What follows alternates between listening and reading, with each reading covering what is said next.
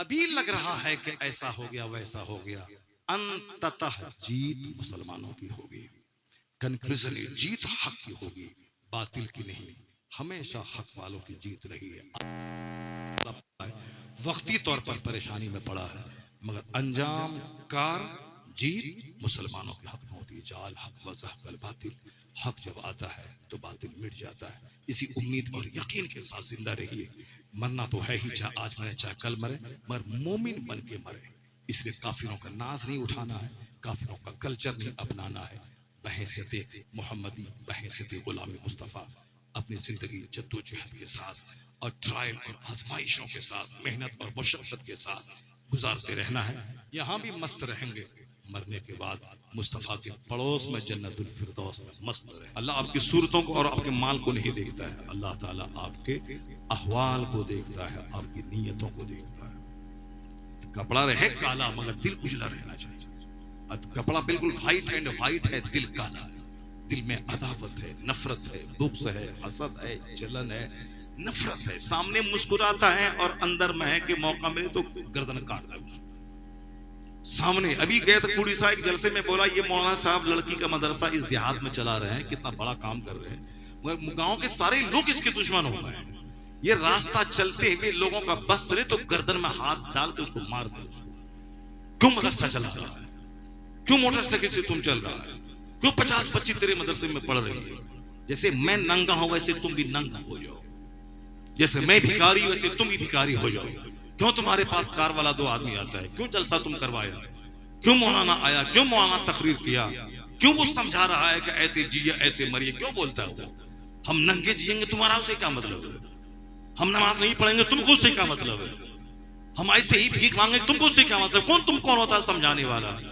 अरे ऐसे ऐसे लोग मौजूद हैं। हम तो दंग रह गए कि भाई ये बंदा बोला, वो जो हमको दावत दिया था, कहा हजरत ये मौलाना सब बेचारा इमामत छोड़ करके कहां कहां से भीख मांग मांग करके चंदा करके ये बिल्डिंग बनाया है। यहाँ 100 बच्चियां पढ़ती हैं, मुसलमानों की गरीब बच्चियां पढ़ रही हैं, और साल में एक बार जलसा करवाता है ताकि इलाके के लोगों को दीन सिखाया जाए।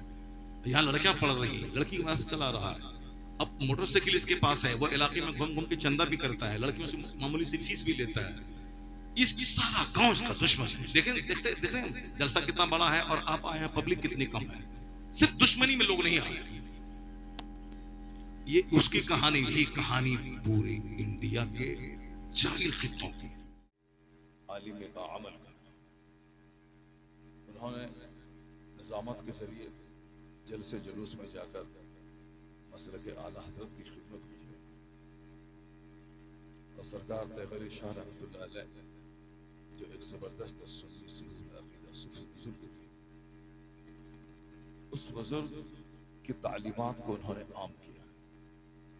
हर इलाके में अलग अलग बुजुर्गों की नवाजिशात होती हैं और हर इलाका उन बुजुर्गों के नाम से जाना जाता है। अभी मैं 2-4 दिन पहले नागपुर में था, बाबा ताज रहमतुल्लाह अलैह के दियार में बहुत खूबसूरत मजलिस, यानी 13 रबीउल अव्वल तकरीर खत्म होने के बाद मैं सीधे बाबा ताज के दर का मान लेने गया। पूरा इलाका है मुस्लिम सादे के लोग बाबा ताज के फैजान से मालूम, सब अपनी बड़ी बड़ी दुकानों का नाम, अपनी अपनी बड़ी बड़ी बसों के नाम, सब बाबा ताज के नाम से। बाग ही ताज बाग है। और मैं अपनी बात कहूँ कि साहिब तसल्लुफ बाबा ताज, कई बार मैं वहां गया, अभी इधर मुसलसल 8-10 महीने से मेरा जाना नहीं हुआ था। दिल में ख्याल पैदा हुआ कि बहुत दिन हो गए हाजिरी नहीं हुई। इधर ख्याल पैदा हुआ, उधर 2 बड़े जलसों की दावत, 4 दिन के फासले वक्त, और दोनों जलसों में शिरकत भी हुई और दोनों जलसों के बाद बाबा ताज की बारगाह में हाजिर हुई।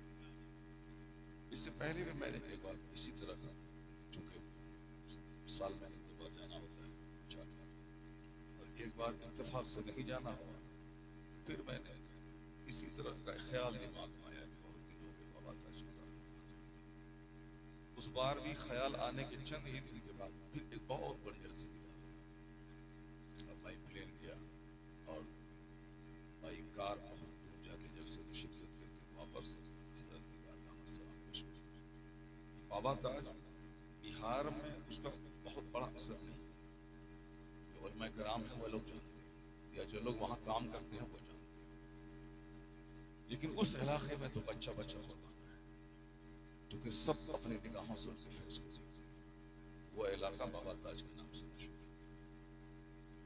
उसी तरीके से तमिलनाडु समंदर के किनारे एक बार मैं गया था, अब्दुल कादिर नागौरी के किरदारे का मजाक, बहुत बड़े बुजुर्ग, आप फोटो में देखे होंगे कि 10-20 मीनार, बचपन में हम लोग देखते थे 10-20 मीनार।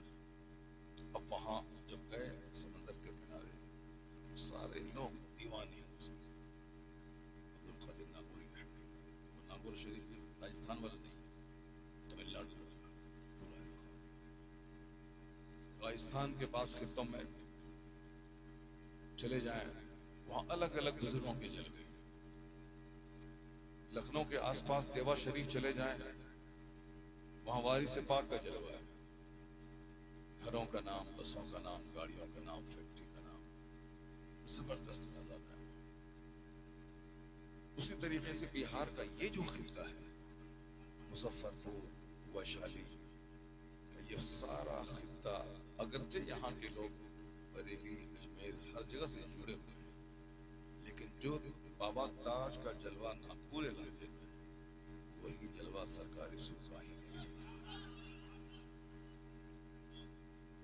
सरकारी सुरवाही बम्बई के इलाकों में आपने खिदमत नहीं की, क्योंकि हर बुजुर्ग का अलग अलग खिता होता है। तो बाबा तैग अली को अल्लाह ने इस इलाके के लिए चुना। यही वजह है कि मुजफ्फरपुर, वैशाली, मोतिहारी, सीतामढ़ी, दरभंगा, इस जोन में वहाबियों और नजदियों का उतना जोर नहीं है जितना जोर मुसलमान आला हज़रत के मानने वालों का। इसके पीछे उलमा कराम की तसनीफात, उनके खिताबात, उनकी मेहनतों का दखल तो है ही, मगर रूहानी तसर्रुफ बाबा तैग अली का काम कर।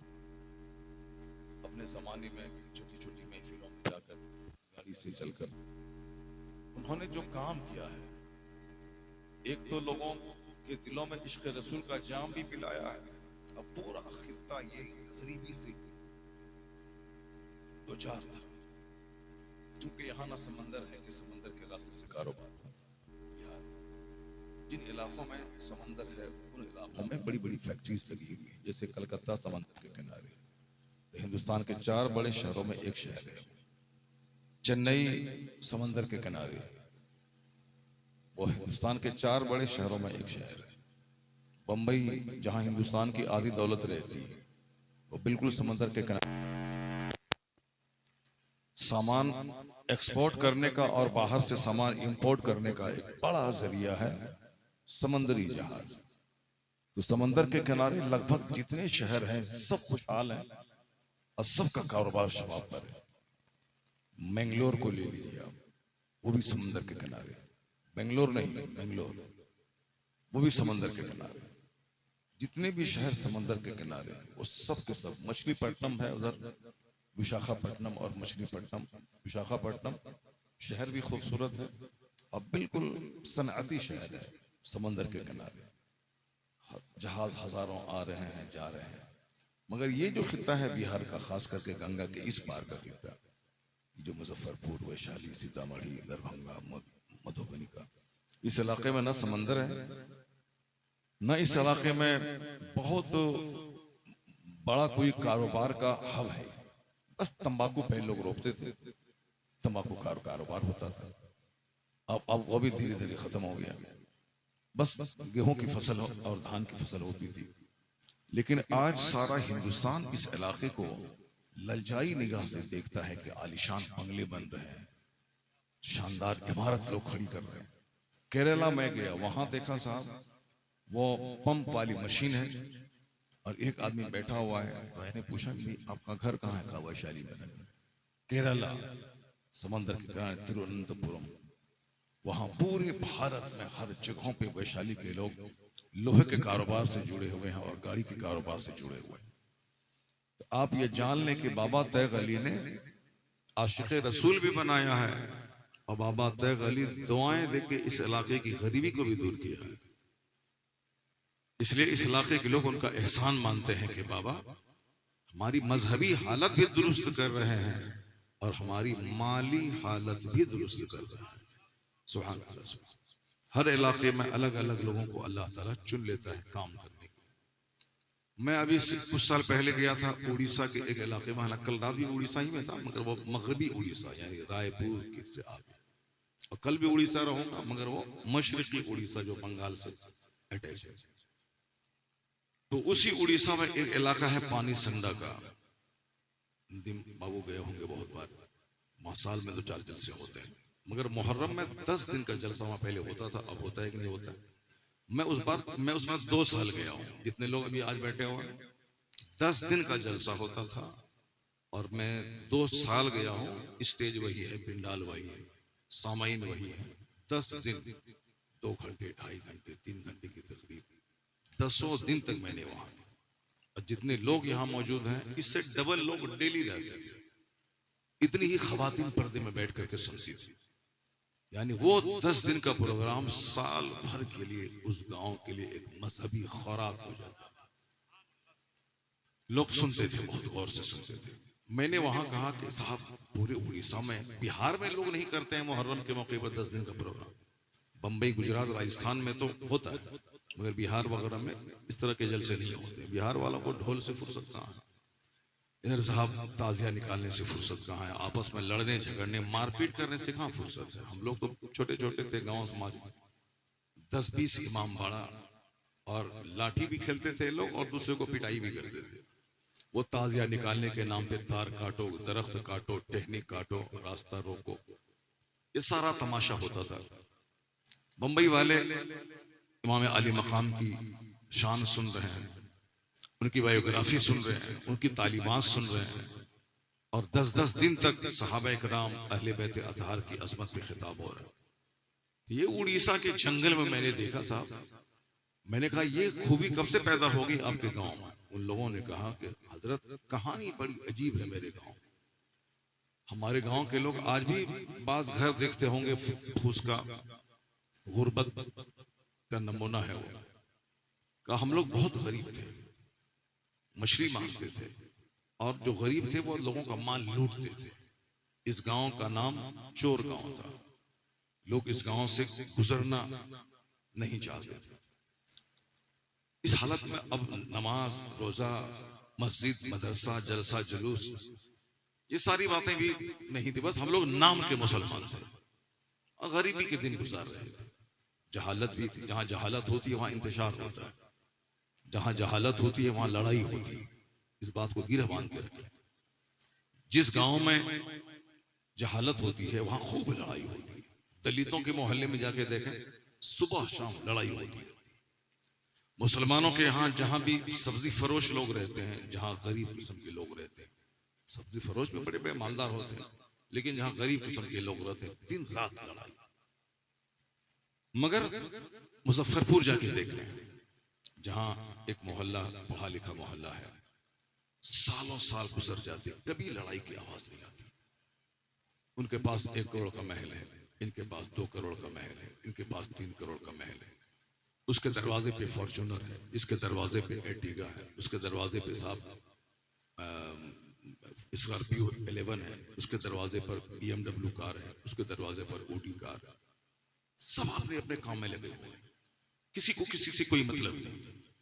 बस मिलते हैं, मुस्कुरा के मिले, हाथ मिलाया, सलाम किया, बस अपने काम में लग गए। चूंकि वहां हर आदमी का अपना एक गोल है, एक मकसद है कि मुझको ये करना है। और जहां मकसद नहीं होता है वहां क्या होगा? गफलत और लापरवाही, अब फजूल बातें, फजूल काम, क्योंकि कोई मकसद ही नहीं। मकसद रहेगा कि मुझको IAS ऑफिसर बनना है, तब वो 18 घंटे पढ़ेगा, 16 घंटे पढ़ेगा, 15 घंटे पढ़ेगा। वो इस नानी साहब, ममेरा भाई, चचेरा भाई, फफेरा भाई की शादी में नहीं जाएगा। अपना हकीकी भाई की शादी है तो चलो ठीक है, अपना हकीकी चचा इंतकाल कर गया तो चलो ठीक है, लेकिन जिसका कोई मकसद नहीं है तो अब वो साहब क्या है? बेगाने की शादी में अब्दुल्ला दीवाना है। चचेरा भाई जोड़ जोड़ के रिश्तेदारी, शादी है वहां चला गया, अकीका है वहां चला गया, खतना है वहां चला गया, फालतू का काम करना है। और 10-10 दिन तक वहां ठहर के बाइक चलाना है, चाय की प्याली लाना है, पानी पिलाने वाला गिलास बाजार से लाना है, फूल लाना है, यानी बिला वजह 10 दिन का टाइम बर्बाद करना है। बेगानी की शादी में ये अब्दुल्ला दीवाना है, क्योंकि इसका कोई गोल नहीं, कोई मकसद नहीं है कि मुझे दुनिया में करना क्या है। मुझे समाज का सुधारक बनना है, मुझे समाज की गरीबी दूर करना है, मुझे समाज के 10-20 बच्चों को पढ़ाना लिखाना है, अपने लिए, अपना आने वाली नस्लों के लिए एक नूर, मीनारे नूर बनना है, उसके लिए मार्गदर्शक बनना है। कोई एम नहीं है, बगैर पतवार के नाव की तरह कभी इधर कभी उधर हिचकोले खाता है और लास्ट में एक नाकाम सी जिंदगी गुजार के बंदा मर जाता है। जैसे बगैर पतवार के नाव डूब जाती है, उसी तरह जिसका कोई मकसद, कोई गोल नहीं होता है, वो आदमी इसी तरह हैरान परेशान दूसरों को मुंह देख के, बाजार का मुंह देख के, इसकी शादी, उसके ब्याह में इधर, इसकी लड़ाई, उसके झगड़े में शरीक होके पैसे पैसे के लिए तरस तरस के ऐसे ही एक नाकाम जिंदगी गुजार के वो मर जाता है। लोग कहते हैं कि चलो एक निकम्मा चला गया, एक कोढ़ी चला गया, एक समाज का बैठ बैठ कर दिन गुजारने वाला एक नाकाम आदमी दुनिया से चला गया। ये बात कहने का मकसद आपके सामने यही है कि बगैर एम लेस लाइफ कोई वैल्यू नहीं है। जिस जिंदगी में कोई मकसद नहीं हो वो जिंदगी अर्थहीन है, वो कोई मीनिंगलेस है वो जिंदगी। इसलिए अपनी जिंदगी का एक मकसद चुनने की मुझको करना क्या है, मुझको करना क्या है। ऐसा नहीं कि सारे लोग डॉक्टर बने, सारे लोग इंजीनियर बने, सारे लोग IAS ऑफिसर बने। जिंदगी में एक ऐसा इंसान बनना है जिससे दूसरों को फायदा पहुंचे। हदीस में आया है, खैरुन नास मन यनफउन नास, the best among you is one who is profitable for others. तो मैं सबसे अच्छा आदमी वो है जो दूसरों के लिए लाभदायक हो, जो अपने से दूसरों को फायदा पहुंचाए। सबसे अच्छा आदमी वही है। मुझको अपने से समाज को फायदा पहुंचाना, मुझको अपने से अपने रिश्तेदारों को फायदा पहुंचाना, मुझको अपने से अपने इलाके के लोगों को फायदा पहुंचाना, ये एक एम होना चाहिए। जहां लोग मतलबी होते हैं, खुदगर्ज होते हैं कि मैं ही कार पे चलूं, कोई दूसरा नहीं चले, मेरे पास ही घर रहे, किसी दूसरे के पास घर नहीं रहे, मेरे पास ही दरवाजे पे 2-4 घोड़े बंधे रहें, किसी दूसरे के ना रहें, वो समाज कंगालों का समाज होता है। उस समाज के लोग नफरतों में डूबे होते हैं। उस समाज के लोग छोटी छोटी बात तलाश करते हैं दूसरों को डिमोरलाइज करने के। उस समाज के लोग दूसरों से लड़ने के लिए मौका तलाश करते हैं। आज भी इस दुनिया में भी जो बड़े बड़े शहर है, उन बड़े शहरों में जहां एक एक फ्लैट में कई कई परिवार के लोग रहते हैं, 10 मंजिला मकान है, और एक एक मंजिल में 5-5 फ्लैट है, 5 परिवार रहते हैं। अब 10 मंजिला है, 50 परिवार उसमें रहते हैं, 50 गाड़ियां नीचे लगी हुई हैं। चूंकि सारे लोग अपने अपने काम पे लगे हुए हैं, सब अपने घर से लौटते हैं शाम के टाइम, अपने बाल बच्चों के साथ रहते हैं, सुबह हुई अपने काम पे सब चले गए। कोई लड़ाई नहीं, कोई झगड़ा नहीं, हर आदमी एक दूसरे से मुस्कुरा के मिलते हैं, एक दूसरे के काम आते हैं। मैंने एक किताब में पढ़ा कि अमेरिका, यूरोप जैसे इलाकों में वहां एक आदमी रास्ते में घूम के तलाश कर रहा है कि मुझे इस डेस्टिनेशन पे जाना है, मगर चूंकि वहां कारें ज्यादा हैं, आदमी लोग पैदल कम चलते हैं, सड़कें बिल्कुल सुनी रहेगी, वो बेचारा घूम रहा है। यहाँ के लोग दूसरों का मजाक उड़ाते हैं। अगर किसी की साइकिल खराब हो जाए, किसी के बाइक का तेल खराब हो जाए, कोई अपना बाइक को खींच के ले जा रहा हो, सबसे पहले तो लोग हंसते हैं, उसको मजाक उड़ाते हैं। जहां जहालत होती है, जहां अक्ल छोटी होती है, वहां दूसरों का मजाक उड़ाने का एक नजरिया होता है। लेकिन जहां इल्म होता है, जहां लोगों के पास एजुकेशन और क्वालिटी होती है, तो वहां लोग मजाक नहीं उड़ाते हैं, बल्कि लोग दूसरों की बेइज्जती पे पर्दा डालते हैं। लोग लोगों की इज्जत का ख्याल करते हैं। अगर लोग जलील हो रहे हैं तो उस पर पर्दा डाल देते हैं, उसकी इज्जत का ख्याल करते हैं। अभी 2 दिन पहले की बात मैं कह रहा हूँ, हम लोग प्लेन से उतर के बेंगलोर में बस पे चढ़ करके जा रहे थे, जहां लगेज वगैरह होता है लेने के लिए। एक शख्स बेचारा डायबिटीज का मरीज रहा होगा, बीमार था वो शख्स। अब जाहिर सी बात है, पेशाब, डायबिटीज वालों को बार बार पेशाब लगता है, हर 1 घंटे के बाद पेशाब लगता है। वो बंदा बस पे खड़ा है। आप लोग अगर हवाई जहाज का सफर किए होंगे तो प्लेन के बाद बस पे चढ़ के जो आप जाते हैं, तो वो बंदा बस पे उसको शदीद पेशाब लगा। अब क्या करेगा? पेशाब कर दिया वो लुंगी में। अब पेशाब उसका बिल्कुल बह करके बस से नीचे गिर रहा है चारों तरफ। सब मालदार किस्म के लोग प्लेन में सफर करते हैं, बहुत मजबूरी में गरीब लोग सफर करते हैं, किसी की माँ मर गई, दादी मर गई, तो वो प्लेन का सफर करते हैं। वरना शौक से वो लोग सफर करते हैं जिनके पास माल है, यहाँ अभी सुबह, यहाँ शाम, वहाँ दोपहर, यहाँ। या फिर हमारे जैसे लोग साहब अभी यहाँ तकरीर, वहाँ तकरीर, यहाँ जाना, वहाँ जाना, सारे पढ़े लिखे लोग थे सब। वो बंदा पेशाब कर रहा था, पेशाब बह रहा था बस पे। मगर मैंने देखा कि अगर हमारे यहाँ कोई मोबाइल लेके मस्जिद में आ जाता है, इत्तेफाक से मोबाइल बेचारा बंद करना भूल गया, अब मोबाइल बजा तो सब लगता है जैसे वो खा जाएगा उसको। मोबाइल बदतमीज। एक आदमी अगर कह दिया उसको कि मोबाइल आप बंद कर लीजिए, बस काफी है। इस सब जाहिल उस पर टूट पड़ते हैं, जबकि मोबाइल का बच जाना उतना बड़ा जुर्म नहीं है जितना इन सबों का उनको जलील करना जुर्म है। एक मुसलमान को जलील करना इतना खतरनाक गुनाह है। तो मैंने वहां देखा कि सब देख लिया कि ये बंदा मरीज है, ये बंदा पेशाब कर रहा है। अगर ये हाल बिहार में होता, जाहिरों के इलाके में होता, सब तरीका नहीं, जो सफर कर तरीका नहीं, बीमार है तो क्यों सफर कर रहा है? एक बंदा उसको कुछ नहीं कहा, एक भी नहीं कहा, सब देखता रहा, सब खामोश रहा। ये फील नहीं होने दिया कि वो बंदा लोगों के सामने जलील हो रहा है ये काम कर। आपको मालूम है जिस पैगंबर आजम का जश्न विलादत आप 1500 साल मना रहे हैं, पैगंबर आजम का नाम ही पैगंबर अखलाक है।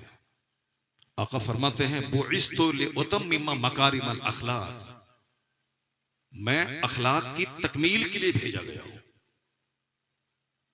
आका फरमाते हैं बुइस्तु लिउतम्मिम मकारिमल अखलाक, यानी अखलाक की जो चोटी है, बुलंदी है, उसकी तकमील के लिए मैं भेजा गया। मस्जिद नबी शरीफ में एक शख्स पेशाब किया, लोगों ने डांटना चाहा मगर हुजूर ने मना किया, नहीं उसे पेशाब करने दो। पेशाब किया, क्योंकि उस हालत में कोई भी बंदा रोकता है किसी को पेशाब की हालत में तो खतरनाक बीमारी हो सकती है। तो हुजूर ने उसको पेशाब करे दिया, लोगों ने डांटा, आपने मना किया। वो शख्स जब चला गया तो आका अलैहिस्सलाम ने पानी का एक डोल मंगवाया, उस पर बहा दिया। ये वो अखलाक था जो उस आदमी को आका अलैहिस्सलाम का दीवाना बना दिया। ऐसे ही 1400 साल के बाद आज पूरी दुनिया में पैगंबर आजम का जलवा नहीं है। ऐसी छड़ी घुमा दी, सारे काफिर कलमा पढ़ लिए, ऐसा नहीं है। आज 200 करोड़ लोग कलमा पढ़ रहे हैं। दुनिया के हर गोशे में इस्लाम है, हर जगह के हर खित्ते में इस्लाम है। जो लोग कहते हैं कि 10 साल पहले हमारे मजहब के बानी आया है, उसका मजहब किसी एक खित्ते में सीमित है। जो लोग कहते हैं कि मेरा धर्म गुरु 5000 बिफोर क्राइस्ट, यानी 5000 कबल मसीह, जनाब ईसा अलैहिस्सलाम से 5000 साल पहले हमारे धर्म गुरु आए, कहां है उसके धर्म गुरु के मानने वाले लोग? कोई श्रीलंका में महदूद है, कोई नेपाल में कोई किसी इलाके में महदूद है, कोई कुछ बेशुमार मज़ाहिब है, मगर एक नामे मोहम्मद है जो बढ़कर घटा नहीं, वरना हर एक उरूज में बिना सवाल है। मुस्तफा 1500 साल के अंदर पूरी दुनिया में छा गए। सिर्फ 1500 साल। 1500 साल बहुत बड़ी पीरियड नहीं है। आप में से किसी की उम्र होगी 100 साल। हमारे गांव में एक बूढ़ा है 100 साल का है, अभी भी लाठी लेके खेत घूमने चला जाता है। जाहिर सी बात है जो आदमी बैठा बैठा ऐसे खाएगा, इस कोठी को ऊंचा करेगा, वो तो बेचारा पैदल भी नहीं चल पाएगा, वो तो 30, 35, 40, 50 साल के अंदर ही मर जाएगा। लेकिन जो बिल्कुल एक्टिव रहेगा, जिसका ये निकलेगा नहीं, बिल्कुल सुडौल बॉडी उसकी रहेगी, जो 5 किलो 10 किलोमीटर दूर डेली चलेगा। खेत में 1 बीघा खेत में हल चलाने में जितनी देर तक आदमी वो हल चलाता है, आप जोड़ लें तो 10 किलोमीटर हो जाएगा। ये वह लोग हैं, आज मेरे गांव में वो बंदा मौजूद है 95 साल का, मेरा चाचा खुद 90 ईयर्स का है, अभी भी लगता है कि 40 साल का है। उनके सामने हम लगते हैं बूढ़े। तो जो अगर सेहतमंद रहना है तो मेहनती बनना होगा। सेहतमंद रहना है तो कम खाना होगा, सेहतमंद रहना है तो अपने मकसद पे नजर रखनी होगी, अपना एक एम बना लेना होगा, अपना एक हमको ये काम करना है, काम में लगे रहना है, दिमाग काम में लगा रहेगा, बॉडी काम में लगी रहेगी, तो फिर आदमी की उम्र भी बढ़ेगी और आदमी हेल्दी और सेहतमंद रहेगा। मैं आपसे कहना चाहता हूं कि 1500 साल कोई बहुत बड़ी चीज नहीं है। एक बंदा की उम्र 100 साल है, 100 साल, 200 साल, 300 साल, 1500 साल, 15,000 साल, ये एक लंबी मुद्दत है। 10,000 साल एक लंबी मुद्दत है, 1500 साल यानी 1,500, 1,500 साल। और आपको मालूम होना चाहिए कि सरकार गौसे आजम रज़ी अल्लाह तआला अन्हु की एक बेटे की उम्र 700 साल थी, 700 साल। अब आप समझ सकते हैं कि दो, अगर एक बंदे की 700, एक बंदे की 700, यानी दो ही बंदे की उम्र में 1500 साल हुआ है। शाह मनवर अली रहमतुल्लाह अलैह का मज़ार है इलाहाबाद में। अब आप पूछ लिए कि उनकी कितनी उम्र थी? 700 साल की उम्र थी। सरकार गौसे आजम के शहजादों में से शहजादा, इतनी लंबी उम्र। तो 1500 साल में जो लोग 10,000 साल पहले आने का दावा करते हैं, वो मजहब महदूद इलाके में रह गए, लेकिन मुस्तफा का मजहब सारे आलम में छा गया। हिंदुस्तान में आज कमोपेश 40 करोड़ वह लोग हैं जो मुस्तफा के गुलाम हैं। बाजू में बांग्लादेश जो पहले हिंदुस्तान में था, वहां 25 करोड़ मुसलमान। मगरिब की तरफ पश्चिमी पाकिस्तान, जो दोनों पहले एक थे, फिर बाद में 1970 की दहाई में दोनों अलग अलग हो गए। इस पाकिस्तान में भी 25 करोड़ लोग हैं, 25 करोड़ यहाँ, 25 करोड़ वहां, और 40 करोड़ इंडिया में। अब आप समझ रहे हैं कि 100 करोड़ तो बस इसी खित्ते में है, बाकी 100 करोड़ में 200 ममालिक है। 100 करोड़ कलमा पढ़ने वाले सिर्फ इसी कदीम हिंदुस्तान में, जिसमें नेपाल को भी शामिल कर लें और श्रीलंका को भी शामिल कर लें। कहाँ कर हाँ, उस माइक को फेंक दिया, इधर कर दीजिए, माइक को बंद कर दीजिए, उसको हटाइए उसे। अरे ये वाला जो माइक है, दूसरा वाला, ये ग्रीन तार, हाँ देखो देखो, जल्दी मैं बंद करो उसको, वरना करंट लग जाएगा।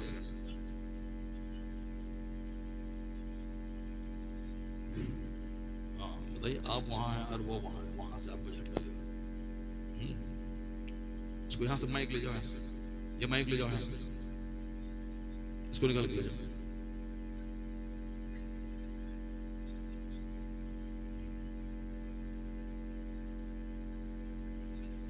कनेक्शन काट दिया गया, ठीक है। एक बार जोर से बोलिए सुभान अल्लाह, जोर से बोलिए ला इलाहा इल्लल्लाह मुहम्मदुर रसूलुल्लाह सल्लल्लाहु तआला अलैहि व आलिहि व सहबिहि वसल्लम। जरा गौर से सुनिए, 1500 साल बहुत ज्यादा साल नहीं है, लेकिन 1500 साल में जो काम पैगंबर आजम कर गए, वह काम 15,000 साल में दूसरे कोई नहीं कर पाए। 1500 साल में अमेरिका का सबसे बड़ा मजहब इस्लाम, भले ही वहां क्रिश्चियनिटी है, भले ही वहां के जूस में रहते हैं, लेकिन मुसलमानों की एक अपनी अलग धमक, अपनी अलग पहचान है। जुमा के दिन जब वहां मुसलमान इस्लामिक सेंटर पे जाते हैं सरों पे टोपियां लगाकर, तो जहां की मेजोरिटी क्रिश्चियनों की है, वह लोग कहते हैं कि लगता है कि अमेरिका मुसलमानों का मुल्क हो रहा है। बड़ी तेजी के साथ इस्लाम अमेरिका में फैल रहा है। जहां सबसे ज्यादा टेक्नोलॉजी, जहां सबसे ज्यादा इल्म है, वो इल्म आज इस्लाम के इंप्रेशन के अंडर में आ गया। जहां जहालत रहेगी, वहां लोग 50,000 खुदाओं की पूजा करेंगे। हिंदुस्तान में जैसे अभी जहालत है, ये तरक्की याफ्ता मुल्क अभी नहीं है, तरक्की पजीर है, तरक्की कर रहा है। 3 तरह के मुल्क हैं, जो एक तरक्की याफ्ता है, और एक तरक्की पजीर कर रहा है, और एक है तरक्की से महरूम। तो हिंदुस्तान तरक्की याफ्ता नहीं, डेवलप्ड नहीं है, बल्कि डेवलपिंग कंट्रीज में शामिल है, प्रगतिशील, जो तरक्की की डगर पे है, तरक्की किया नहीं है, कर रहा है। आने वाले वक्त में इनका शुमार तरक्की याफ्ता कंट्रीज में हो जाएगा। जिस रफ्तार से तरक्की इंडिया की हो रही है, हर तरफ लोग पढ़ रहे हैं, बाहर जा रहे हैं, दौलतें बढ़ रही है, इंडस्ट्रीज लग रहे हैं, सारे लोग काम में लग रहे हैं। इस तरह अब आने वाले कुछ साल में इसका भी शुमार जर्मनी, फ्रांस, हॉलैंड जैसे तरक्की याफ्ता ममालिक में इसका नाम हो जाएगा, लेकिन अभी नहीं है ये मुल्क। इसीलिए हिंदुस्तान में पूजा के नाम पे खरबों रुपए एक दिन में लोग बहा देते हैं। अभी दुर्गा पूजा आने वाला है। अभी से देखे, कलकत्ता में पर 2-4 दिन पहले मैं था, पूरा शहर वो नकली क्या बोलता है उसको, मंडप लोग बना रहे, साहब पिंडा एक एक सौ गेट, एक एक सौ गेट एयरपोर्ट वाले इलाके में जहां बड़े बड़े लोग रहते हैं, बड़ी बड़ी उन सड़कों के किनारे एक एक सौ गेट लगा रहे हैं।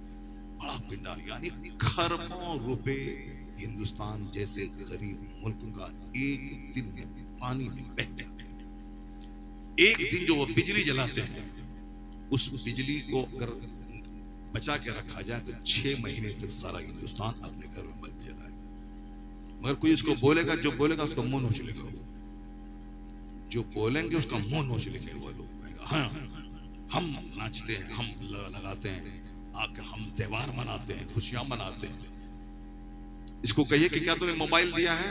हिंदुस्तान का कोई बंदा, हम हिंदुस्तानी है, हिंदुस्तान होने पर हमको नाज है, मगर जो हमारी वीकनेस, हमारी कमजोरी, वो तो बोलना पड़ेगा। जिस माइक्रोफोन में मैं बात कर रहा हूं, ये माइक्रोफोन कोई इंडियन नहीं बनाया, हम हिंदुस्तानी हैं, इसमें कोई डाउट नहीं है। लेकिन ये सच है कि माइक्रोफोन 7 समंदर पार का दानिश्वर दिया। जिस हवाई जहाज से चल के मैं आज आया हूं, वो हवाई जहाज अमेरिका के 2 भाई राइट ब्रदर्स ने बनाया। हिंदुस्तान में लोगों को टेलीविजन देखने का जुनून है।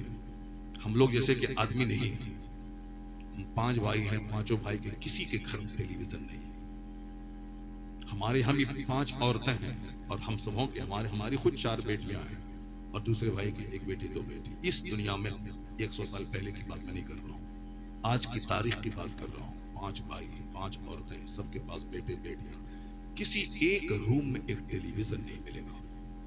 मगर हमारे ही मोहल्ले में एक गरीब आदमी है जो बिल्कुल मजदूरी करता है, चट्टी का घर है, सड़क के किनारे झुग्गी झोपड़ी में रहता है, मगर जब भी हम रास्ते से गुजरते हैं 24 घंटे रात में छोड़ करके टेलीविजन चलता रहता है। गरीब है, खाने के लिए नहीं है, बिल्कुल नाला के किनारे घर है, झुग्गी झोपड़ी, मेरे मोहल्ले के बाद। उसी रास्ते में जब घर में रहता हूँ तो 5 मस्जिद जाता आता रहता हूँ, मगर टीवी चल रही है, उसके बगैर लोग जीना नहीं चाहते। अब जाहिर सी बात है कि एक आदमी तारीख नहीं पढ़ रहा है, सीरत नहीं पढ़ रहा है, बुजुर्गों की जिंदगी नहीं पढ़ता है। जलसा साल में एक बार हुआ, 1 घंटा बैठा, नात पढ़ा, एंजॉय किया, तकरीर के टाइम में कुर्सी खाली करके चला गया। तो अब वो क्या जानेगा जिंदगी कैसे गुजारनी, वो कैसे जाने कैसे मुझको रहना है। लेकिन जो आदमी 24 घंटे टेलीविजन पे आंखें जमा करके देख रहा है कि एक औरत वहां आती है, वो ऐसे सजती है, संवरती है, लिपस्टिक लगाती है, वो अपना सर देखती है, चेहरा देखती है, अब उसी फैशन की बातें हो रही है। अब जाहिर सी बात है जो 24 घंटे उसको देखेगी, उसके आदमी ही तो है, उसके दिमाग में ये बात आएगी कि मैं भी वैसे सजूं, मैं वैसे समरूं, मेरा कपड़ा वैसे रहे, मेरा बदन ऐसा खुला रहे, गर्दन खुली रहे, कलाई खुली रहे, पेट खुला रहे, पाँव खुला रहे। वो तो उसी चूंकि उसके लिए आइडियल है वो। अब वहां उस टेलीविजन पे 24 घंटे धारावाहिक फिल्में चल रही, इसका इससे प्यार हो गया, उसका उसके प्यार हो गया, ये अपने घर वालों को छोड़ के दूसरे के साथ चली गई। तो अब आदमी ही तो है, अब 24 घंटे उसको देखा, इसके दिमाग में तो वही सारी बातें चलती हैं कि साहब दूसरा कोई मुस्कुरा के देख लिया, कोई एक साहब जेवर दे दिया, कोई एक पाकेट मिठाई दे दिया, कोई साहब मुस्कुरा के देख लिया। अब उनका शौहर है, गुस्से से बात करता है, कोई दूसरा आदमी मुस्कुरा के देख लिया, मिठाई दे दिया। बस औरत है, दिल कमजोर है, बस प्यार मोहब्बत के नाम पे तो चले। मुसलमानों की बेटियां खैरों के साथ भाग रही, क्योंकि हमारे यहाँ सीरत की बातें कम होती हैं और टेलीविजन की बातें ज्यादा होती हैं। ये टेलीविजन का बहुत बड़ा हाथ है जिसने हमारे लाखों बेटों और बेटियों को तबाह बर्बाद करके रख दिया। ये मोबाइल, ये हमारे मदरसे के बाजू में एक गैर मुस्लिम हिंदू का घर है, उसकी बेटी शादी होने के बाद, 2 बच्चे की माँ होने के बाद अभी ब्लॉक डेवलपमेंट ऑफिसर बन गई हो। हमारे यहाँ देखिए शादी होने के बाद से वही बीमारी, कपड़ा लत्ता, डॉक्टर के पास जाना आना, बस खेल खत्म है, शादी हो गई, अब सब सारा प्लान, सारा प्रोजेक्ट सब बदल। अभी गैर मुस्लिम की बेटी शादी के बाद 2 बच्चे पैदा करने के बाद ब्लॉक डेवलपमेंट ऑफिसर बन गई। पढ़ाई बंद नहीं की उन्होंने, कहा नहीं मैं पढ़ूंगी। बच्चा पैदा होना अलग बात है, शादी अलग बात है, खाना बनाना, खाना खाना है। जिस तरह एक इंसान की जिंदगी में 6-7 घंटा सोना है, इंसान की जिंदगी में जरूरत है पेशाब पाखाना करना है, उसी तरीके से खाना पीना, शादी ब्याह किया, शौहर के साथ रहना है, एक जिंदगी का पार्ट है। बाकी एम है मुझको कुछ करना है, एम है तो कुछ करना है, तो एम है तो कुछ करना है। तो क्या हमेशा लोग बाथरूम में रहते हैं, हमेशा लोग सोया हुआ रहता है, हमेशा लोग शौहर के पास सोती रहती है? नहीं, बस एक टाइम है, खाने का टाइम है, सोने का टाइम है, शौहर के पास रहने का टाइम है, बाथरूम जाने का टाइम है। उसके बाद जो वक्त बचता है उसमें क्या करेंगे? उसमें काम यही है कि 5-5 घंटे रोजाना पड़ी और आज ब्लॉक डेवलपमेंट ऑफिसर बन गई। अब वो पैसे का मोहताज नहीं, शौहर अलग कमा रहा, अपना वो अलग कमा रही है, खुशहाली की जिंदगी बसर हो रही है। और हमारे यहाँ सारे लोग रोते रहते हैं, औरतें अलग रोती हैं, मर्द अलग रोते हैं, क्योंकि सब चाहते हैं कि आसमान से पैसा बरस जाए, सब चाहते हैं कि सोने की कोई हांडी घर से निकल जाए। इसी इंतजार में लोग रहते हैं कि सोने की हांडी निकल जाए। ऐसा नहीं होता। अल्लाह चाहे तो आसमान से सोने की बारिश बरसा सकता है, लेकिन अल्लाह ताला ऐसा नहीं करता है। अल्लाह चाहे तो जमीन के नीचे से हांडी निकाल सकता है, मगर अल्लाह ताला ऐसा नहीं करता है। निकलता है खजाने की हांडी, करोड़ों में से कोई एक बंदे को मिल जाता है, ऐसा होता है। वो भी उस बंदे को मिलता है जो बंदा हमारी तरह लुच्चा नहीं होता है। दूसरों का 2 टका ले लें, 10 टका ले लें, पॉकेट में पैसा है, देख ले पैसा उसका आया है, झट से सुबह पहुंच गए कि हमको 5,000 का कर्जा दीजिए। हम अब अगर वो कर्जा दे दिया तो 5 साल 25 साल तक कर्जा अदा नहीं करेगा। 50 रुपए की कोई का वैल्यू है? 50 रुपए एक बंदा कर्जा लिया, वो आज तक नहीं दिया। 50,000 रुपए का कोई वैल्यू है? 50,000 रुपए एक बंदा लिया, वो अभी कई साल हो गए नहीं दे रहा। एक बंदा बोला था हजरत पैसा दीजिए, अब हम दे देंगे फौरन, साल भर से जायद होंगे, नहीं दिया। 1.5 लाख रुपए लिया, और वो तो चलो भी 50,000 रुपए हो गए, 1 लाख पे। एक बंदा मेरे गांव को बोला, मेहमान आया हो गरीबी है, 500 टका दे दीजिए, और 500 टका दिया। अब आज 15-20 साल हो गए नहीं दिया। जबकि उस मुलाकात होती है। अब ये जो खोजेगा कहीं से सोना निकल जाए खेत से, यहाँ से वहां से, नहीं निकलेगा, नहीं निकलने वाला। मौलाना साहब पूछिए मुझसे, हदीस में आया है कि बनी इसराइल में एक शख्स था, वो शख्स बड़ा नेक और सालेह था। एक दूसरे आदमी से उन्होंने खेत खरीदा। हदीस में आया है, खेत खरीदा, अब खेत में हल जोतने गया तो देखा कि खजाने की हांडी निकल रही। अगर हमारे बिहारी को अगर वो मिल जाए, अगर हमारे खेत में निकल जाए, तो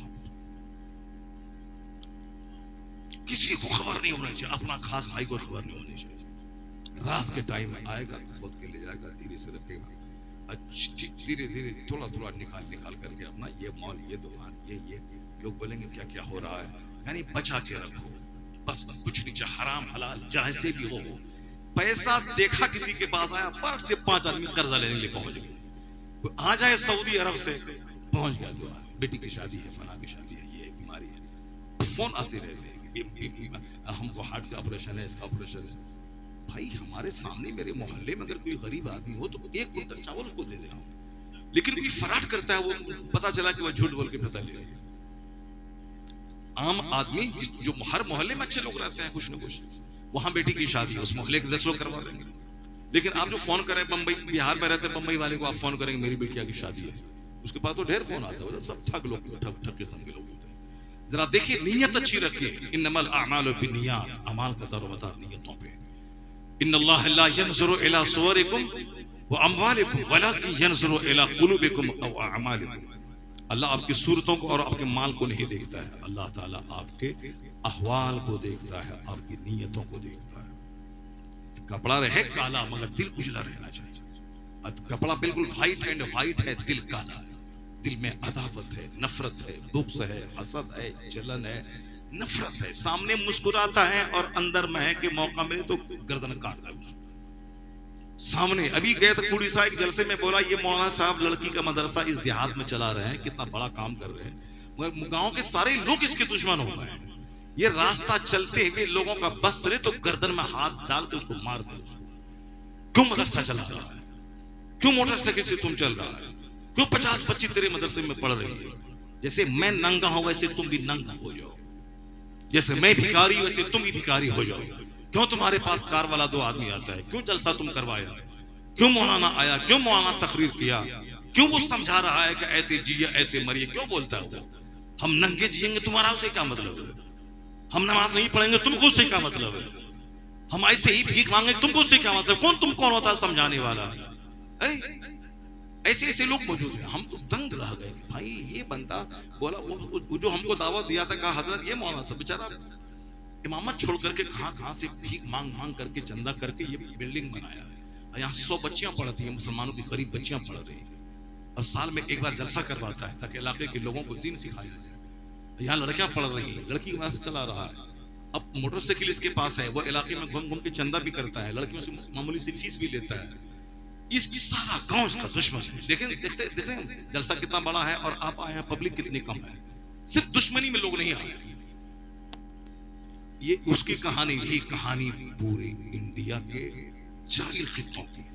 आज से 25 साल पहले इसी सीतामढ़ी इलाके का एक हाफिज कारी निहाल साहब का भाई, बहुत अच्छा कारी, मैं जहानाबाद इलाके में रहता था, मैं अपनी मस्जिद में उसको तरावी सुनाने के लिए बुलाया था। कारी साहब से मैंने कहा आप आइए, कहा कि वो भी दोबारा गए थे सुनाने, कारी निहाल साहब। और उनका एक भाई है मौलाना खलील साहब, वो भी बहुत अच्छा कुरान पढ़ते हैं।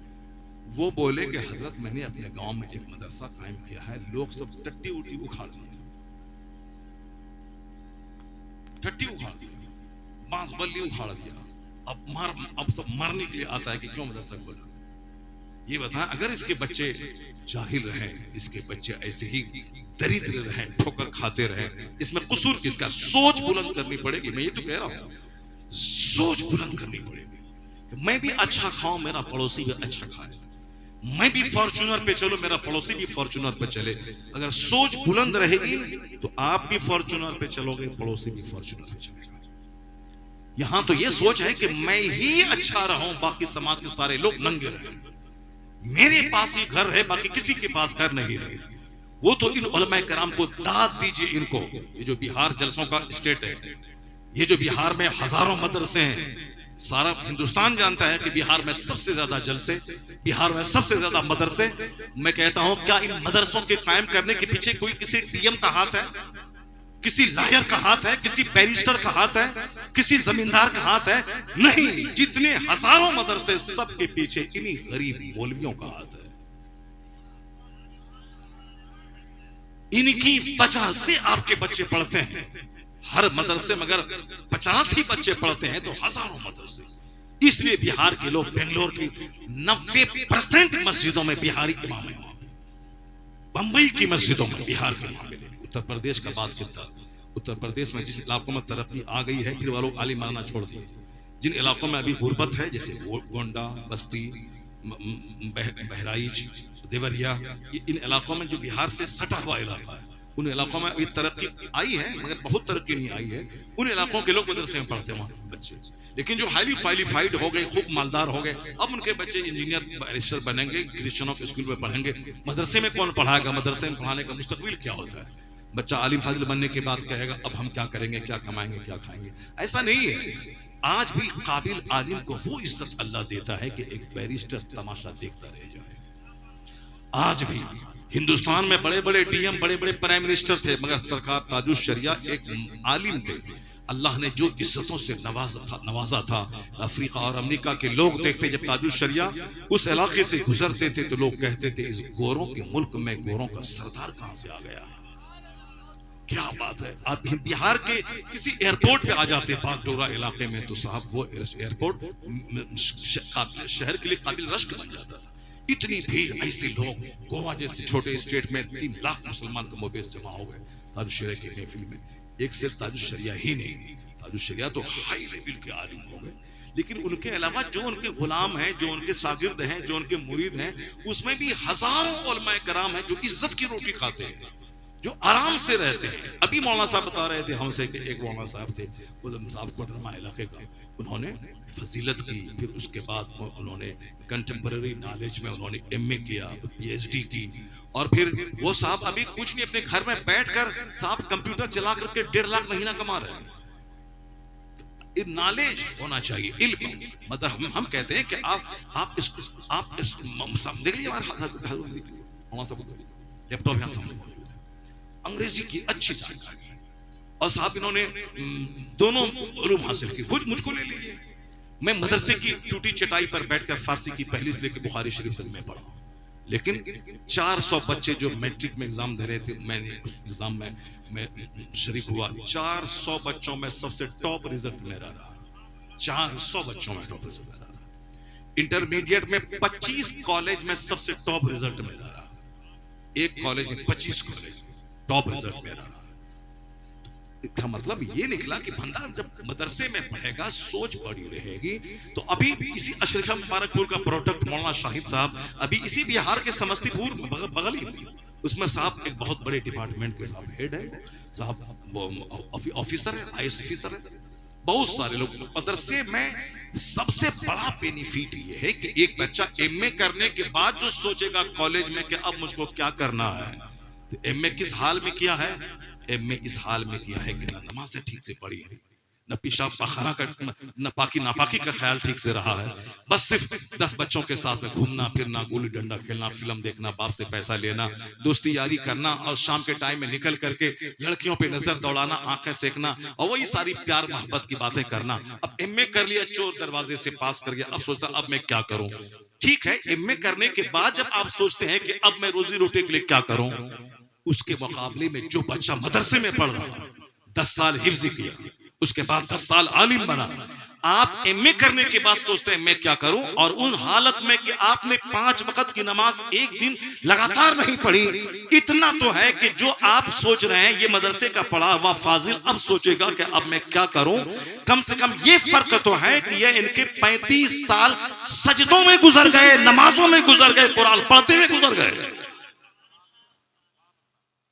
जब कुरान पढ़ते हुए तो गुजर गए। आधी जिंदगी अगर किसी की 60 साल की जिंदगी है, उस 60 साल में 30 साल तो कुरान पढ़ते हुए गुजर गए, नमाज पढ़ते हुए गुजर गए। अब ये बंदा अगर बिजनेस करेगा या कोई कारोबार लेके बैठेगा, ऐसा नहीं कि जो 35 साल तक नमाज पंजगाना का पाबंद रहा हो वह दुकान खोलने के बाद पक्का बेनमाजी हो जाएगा, ऐसा नहीं है। रोजी रोटी तो सबको मिलेगी मगर जन्नत सबको नहीं मिलेगी। इसी फिक्र को लेके हमेशा रही कि मुझको दुनिया भी कमाना है और इसी दुनिया में रह के मरने के बाद की जन्नत भी हासिल करनी है। मुसलमानों को दुनिया में भी खुशहाल रहना है और मरने के बाद काफिरों की तरह इसके आग में नहीं जलना है, इसे मरने के बाद जन्नत में जाना है। अल्लाह ने यह दुआ सिखाई है कुरान में कि तुम ये दुआ मांगो अल्लाह से, रब्बना आतीना फिद दुनिया हसना व फिल आखिरति हसना व क़िना अज़ाबन्नार। ए अल्लाह मुझे दुनिया में भी भलाई अता फरमा, आखिरत में भलाई अता फरमा और मुझे अज़ाब जहन्नम से बचा दे। ये दुआ अल्लाह ने सिखाया है बंदों को। तुम ये मांगो कि दुनिया में भी खुशहाल रहे और मरने के बाद जन्नत जाए और जहन्नम की आग से बच जाए। इसका मतलब ये निकला कि अल्लाह ताला मुझे कंगाल बनाना नहीं चाहता, मुझे चाहता है कि मैं खुशहाल हूं। तब ये दुआ मुझको सिखाया कि तुम रब्बना आतिना फिद दुनिया हसना की दुआ करो।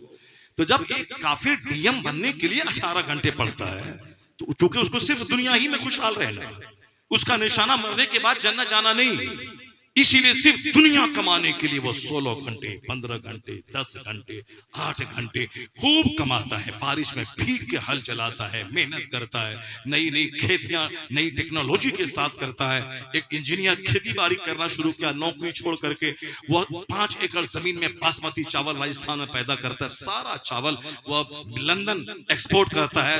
70 लाख की ऊँटी कार पे चलता है, एक कार नहीं कई कार उसके पास है। खेती बाड़ी करके नई टेक्नोलॉजी के हिसाब से खेती कर रहा है। अपने पास अगर जमीन 20 बीघा है तो 20 बीघा दूसरों से ले लिया है, उस पे खेती कर रहा है। अब वो शानदार कार पे 1 करोड़ की ऊँटी कार पे चल रहा है, मेहनत कर रहा है तब ना कार पे चल रहा है। और हमारे दिमाग में कि कोई आदमी कार पे चल रहा है तो मुझको बता दिया गया वो हराम के कार पे चल रहा है, वो हराम का कार का है, हराम के कार से वो 5 स्टार होटल में रह रहा है, वो हराम के पैसे से। इसीलिए हम अपने कोढ़ीपन पे पर्दा डालने के लिए अपने बच्चों से कहते हैं वो हराम के गाड़ी पे चल रहा है। आप जानते हैं कि वो हराम की चल रहा है, इतनी सारी गाड़ियां हराम की चल रही हैं। जो आदमी मेहनत से काम कर रहा है, खेती बाड़ी कर रहा है, बिजनेस कर रहा है, वो अरबों में खेल रहा है, वो 1 करोड़ की कार पे चल रहा है, वो हराम की कार पे कैसे चल रहा है? ये बैठ के सिर्फ रहता है, दूसरों के बारे में निगेटिव सोच रखता है, खुद मेहनत नहीं करना चाहता। अब दूसरा कोई अच्छा करे तो हराम खा रहा है, दूसरा कोई अच्छा खाए पिए तो वो हराम का लूट के खा रहा है। यानी ये सोच गंदी हो जाती है। जब काफिरों को सिर्फ दुनिया में खुशहाल रहना है, उसके लिए वो 10 घंटे मेहनत करना है। मुझको तो चूंकि मरने के बाद जन्नत जाना है, दुनिया आखिरत के सामने पानी का एक कतरा है, जैसे समंदर का एक कतरा पानी। हमारे पैगंबर अलैहिस्सलाम ने जो कुछ हमको कहा है, जो कुछ इरशादात आपके हैं, उसमें एक बड़ा फरमान ये भी है, हमेशा सरकार आखिरत की बात करते रहे। खुतबे जुमा हो, खुतबे ईदैन हो, सैयदा आयशा का हुजरा हो या सैयदा फातिमा के पास हो या सहाबा कराम के झुरमुट में हो, हमेशा आखिरत की जन्नत की बात मुस्तफा करते रहते। सबसे पहली तकरीर जो हुजूर ने की सफा पहाड़ से, वहां भी आखिरत की बात है। आप तकरीर कर रहे हैं कि ऐ लोगों, जिस तरह मैं तुमको देख रहा हूं, इसी तरह पहाड़ के इस पिछले हिस्से को भी देख रहा हूं। अगर मैं कहूं कि पीछे से एक फौज हमला आवर होने वाली है, क्या तुम लोग यकीन करोगे? सारे लोगों ने कहा मा जर्रबना अलैका इल्ला सिद्का, हमने आपकी जिंदगी में सिवाय सच के कोई दूसरा तजर्बा ही नहीं किया है, आप जो कहेंगे हम मान लेंगे। तब आका फरमाते हैं जैसे मैं सामने देख रहा हूं, मैं पीछे देख रहा हूं, उसी तरह मैं दुनिया को भी देख रहा हूं, और मैं इस दुनिया के बाद जो आखिरत आने वाली है उसको मैं देख रहा हूं। इसलिए मैं तुम्हें जहन्नम की आग से डराता हूं। मैं तुम्हें बताता हूं कि तुम शिर्क से तौबा करो, कुफ्र से बाज आ जाओ, खुदाए वाहिद पे ईमान लाओ। मैं जन्नत की बशारत देता हूं, कुफ्र और शिर्क छोड़ दे, हराम खाना छोड़ दे। अब सरकार ने ये पाकीज़ा रास्ता बताया, आखिरत की बात की। पहली तकरीर से लेके दुनिया से पर्दा फरमाने तक आखिरी बात जो आपने की, उसमें भी आप हमेशा अपने गुलामों को आखिरत की बात, जन्नत की बात करते हैं। चूंकि दुनिया में अगर गोल्ड का घर भी मैं बना लूं, कितने दिन तक रहना है? 70-80 साल। 70-80 साल एक सेकंड के बराबर है अल्लाह के नजदीक। अब मरने के बाद जिस दुनिया में जाना है, वहां का एक दिन 50,000 साल के बराबर है। इसलिए असल इज्जत वहां की, असल आग वहां की, असल तकलीफ वहां की। तो जिसकी निगाहों में आखिरत बस जाए, उसके नजदीक सोने की दीवार और मिट्टी की दीवार दोनों बराबर है। उसके नजदीक गोल्ड का घर और मिट्टी का घर दोनों बराबर है। जिसके पास ये नजरिया नहीं है, वो दुनिया के लिए बाप को ज़बह कर देगा, वो दुनिया के लिए सूद खाएगा। अगरचे सूद खाने का गुनाह मां से जिना करने से भी ज्यादा खतरनाक हो, बस सब कर लेगा, मगर उसको माल चाहिए। उसको आजकल औरतों के दिमाग में भी जुनून चढ़ा हुआ है, सामूहिक लोन का कारोबार चल रहा है, क्योंकि साहब उनको माल चाहिए। चाहे कितना खतरनाक गुनाह हो सूद, चाहे जितना खतरनाक गुनाह हो हराम तरीके से माल कमाना। हराम तरीके से कोई माल कमाए और सारा माल गरीबों में खैरात कर दे, कोई सवाब नहीं मिलेगा उसको। उल्टे गुनाह होगा कि तुमने हराम माल खर्चा करके सवाब की नीयत तुमने कैसे कर ली। उल्टे उस पर केस नाफिज होगा कि तुमने हराम कमाई करके सवाब की नीयत, तुमने सवाब की उम्मीद तुमने कैसे कर लिया। अल्लाह पाक है, पाक माल को कबूल करता है। और आज ये सारी बातें दिमाग से हट गई, इसीलिए अक्सर लोगों के दिमाग में हराम हो जैसे भी हो माल चाहिए। मरने के बाद जो होगा वहां देखा जाएगा। अभी माल चाहिए, अभी यहाँ घर चाहिए, अभी यहाँ कार चाहिए, अभी यहाँ अच्छा खान पान, वसी दस्तरखान चाहिए, कपड़े का मुकाबला, खाने का मुकाबला, बच्चों के साथ स्कूल का मुकाबला। वो सेंट जेवियर में पढ़ाता है बच्चों को, हमें साहब सेंट डेविड में पढ़ाना है। ये बच्चों को इंसान बनाने के लिए नहीं, सिर्फ मुकाबला करने के लिए। वो उसका बच्चा पौष शुरू पढ़ता है, मेरा बच्चा भी पढ़ेगा, चाहे बच्चा पढ़े ना पढ़े, बस सिर्फ उस स्कूल का यूनिफॉर्म है, स्कूल की गाड़ी है, अपनी इज्जत हासिल करने के लिए। मेरा बच्चा तो फलां स्कूल में पढ़ रहा है। सिर्फ एक झूठे शराब और धोखे में लोग पड़े हुए हैं। फिर माल चाहिए, चाहे जहां से हो माल चाहिए मुसलमान को भी, मगर हराम से नहीं, हलाल से चाहिए। और हलाल से कमाने वाला आदमी बैठ के नहीं रहता, मेहनत करता है, पसीना बहाता है, दरख्त लगाता है आम का, तब वो आम का फल तोड़ के खाता है। ऐसा नहीं कि आम का पेड़ लगा के वहां से हीरा तोड़ ले, वहां से सेब तोड़ ले। इस दुनिया में ऐसा नहीं होता है। मेहनत करते हैं काफिर सिर्फ दुनिया सजाने के लिए। हमको तो चूंकि मरने के बाद जन्नत जाना है, खरबों साल की जन्नत में रहना है, तो उसके मुकाबले में डबल मेहनत करनी पड़ेगी आपको, चूंकि उसको सिर्फ दुनिया कमाना है और हमको दुनिया और आखिरत दोनों कमाना है। हमें दुनिया में भी मालदार रहना है, मरने के बाद जन्नत जाना है। तो उसका शानदार फॉर्मूला मुस्तफा ने दिया है कि 8 घंटे की गहरी नींद लेने के बाद खेत खलियान दुकान बाद में जाना, पहले 10 मिनट का टाइम निकाल के फजर की नमाज पढ़ने के लिए मस्जिद चला जा। फिर फजर से लेके जोहर तक 10 घंटे तक कोई नमाज फर्ज नहीं। टाइमिंग का सिस्टम जब देखेंगे तो आप हैरत में पड़ जाएंगे। ईशा की नमाज पढ़ने के बाद फजर तक कोई नमाज फर्ज नहीं। तहज्जुद पढ़े सवाब है, नहीं पढ़े कोई गुनाह नहीं। क़यामत के दिन सवाल नहीं होगा कि तुमने तहज्जुद की नमाज क्यों नहीं पढ़ी, ईशा का सवाल होगा, फजर का सवाल होगा। अब ईशा और फजर के बीच में कोई नमाज फर्ज नहीं। क्यों? ये वक्त है सोने का, ये वक्त है आराम करने का। फिर फजर की नमाज के बाद से लेकर जोहर तक 10 घंटे तक कोई नमाज फर्ज नहीं। इशराक पढ़े सवाब है, नहीं पढ़े कोई गुनाह नहीं। चाश्त पढ़े सवाब है, गरीबी दूर होगी, सारे पार्ट्स का शुक्राने वाली नमाज है, पढ़े सवाब है, नहीं पढ़े कोई गुनाह, फर्ज नहीं, वाजिब नहीं। नफल है, पढ़े सवाब, नहीं पढ़े कोई गुनाह नहीं। मगर जोहर फर्ज है, फजर फर्ज है। इस बीच में 10 घंटे की जो डिस्टेंस है वो इसीलिए है कि ये वक्त है कमाने का, ये वक्त है खेत खलिहान जाने का, ये वक्त है स्कूल जाने का, ये वक्त है कॉलेज जाने का, ये वक्त है फैक्ट्री जाने का, ये वक्त है मिट्टी खोद के अंदर से खजाना निकालने का, खूब मेहनत करने का वक्त है। इसलिए कंप्लीट 8 से लेकर 10 घंटे तक कोई नमाज फर्ज नहीं। वो एक बदबख्त अरब का था जो अरबी जबान में इतनी शानदार किताब लिखी कि उसके लिए मक्का का इमाम, हरम का इमाम दुआ कर रहा था कि ये बंदा चाहे जो करे, इस किताब को लिख के उन्होंने सारी दुनिया के मुसलमानों की तरफ से कर्ज चुका दिया है। इस्लाम पे होने वाले सारे हमलों का सेटिस्फैक्टोरी तशफ़ी बख्श जवाब इसने दे दिया है। इमाम हरम जिसके लिए दुआ कर रहा था, अल-जामिअतुल अज़हर मिस्र के असातिज़ा जिसके लिए दुआ कर रहे थे, ऐसी जबरदस्त किताब आज तक किसी ने नहीं लिखी अरबी जबान में। लेकिन मालूम है जिसके लिए इमाम हरम दुआ कर रहा था, आने वाला वक्त ऐसा खतरनाक उसके लिए आया। एक क्रिश्चियन की एक लड़की को देख के फरेफ्ता हो गया, क्रिश्चियन हो गया, मुर्तद हो गया, मुर्तद हो गया, मुर्तद हो गया। आलम इस्लाम में एक जबरदस्त इनकलाबी किताब लिखने वाला एक लड़की के चेहरे ने उसे मुर्तद बना दिया। उसके बाद मालूम है क्या हश्र हुआ, इस्लाम के मुखालफत में एक किताब लिखा, और उस किताब में लिखा कि 5 वक्त की नमाजें ज़ोहर, असर, मगरिब, इशा बार बार जाना, माज़अल्लाह 1000 बार, करोड़ बार अल्लाह की पनाह। उसने उसमें लिखा कि 5 वक्त की नमाजें मुसलमानों की तरक्की की राह में रुकावट है,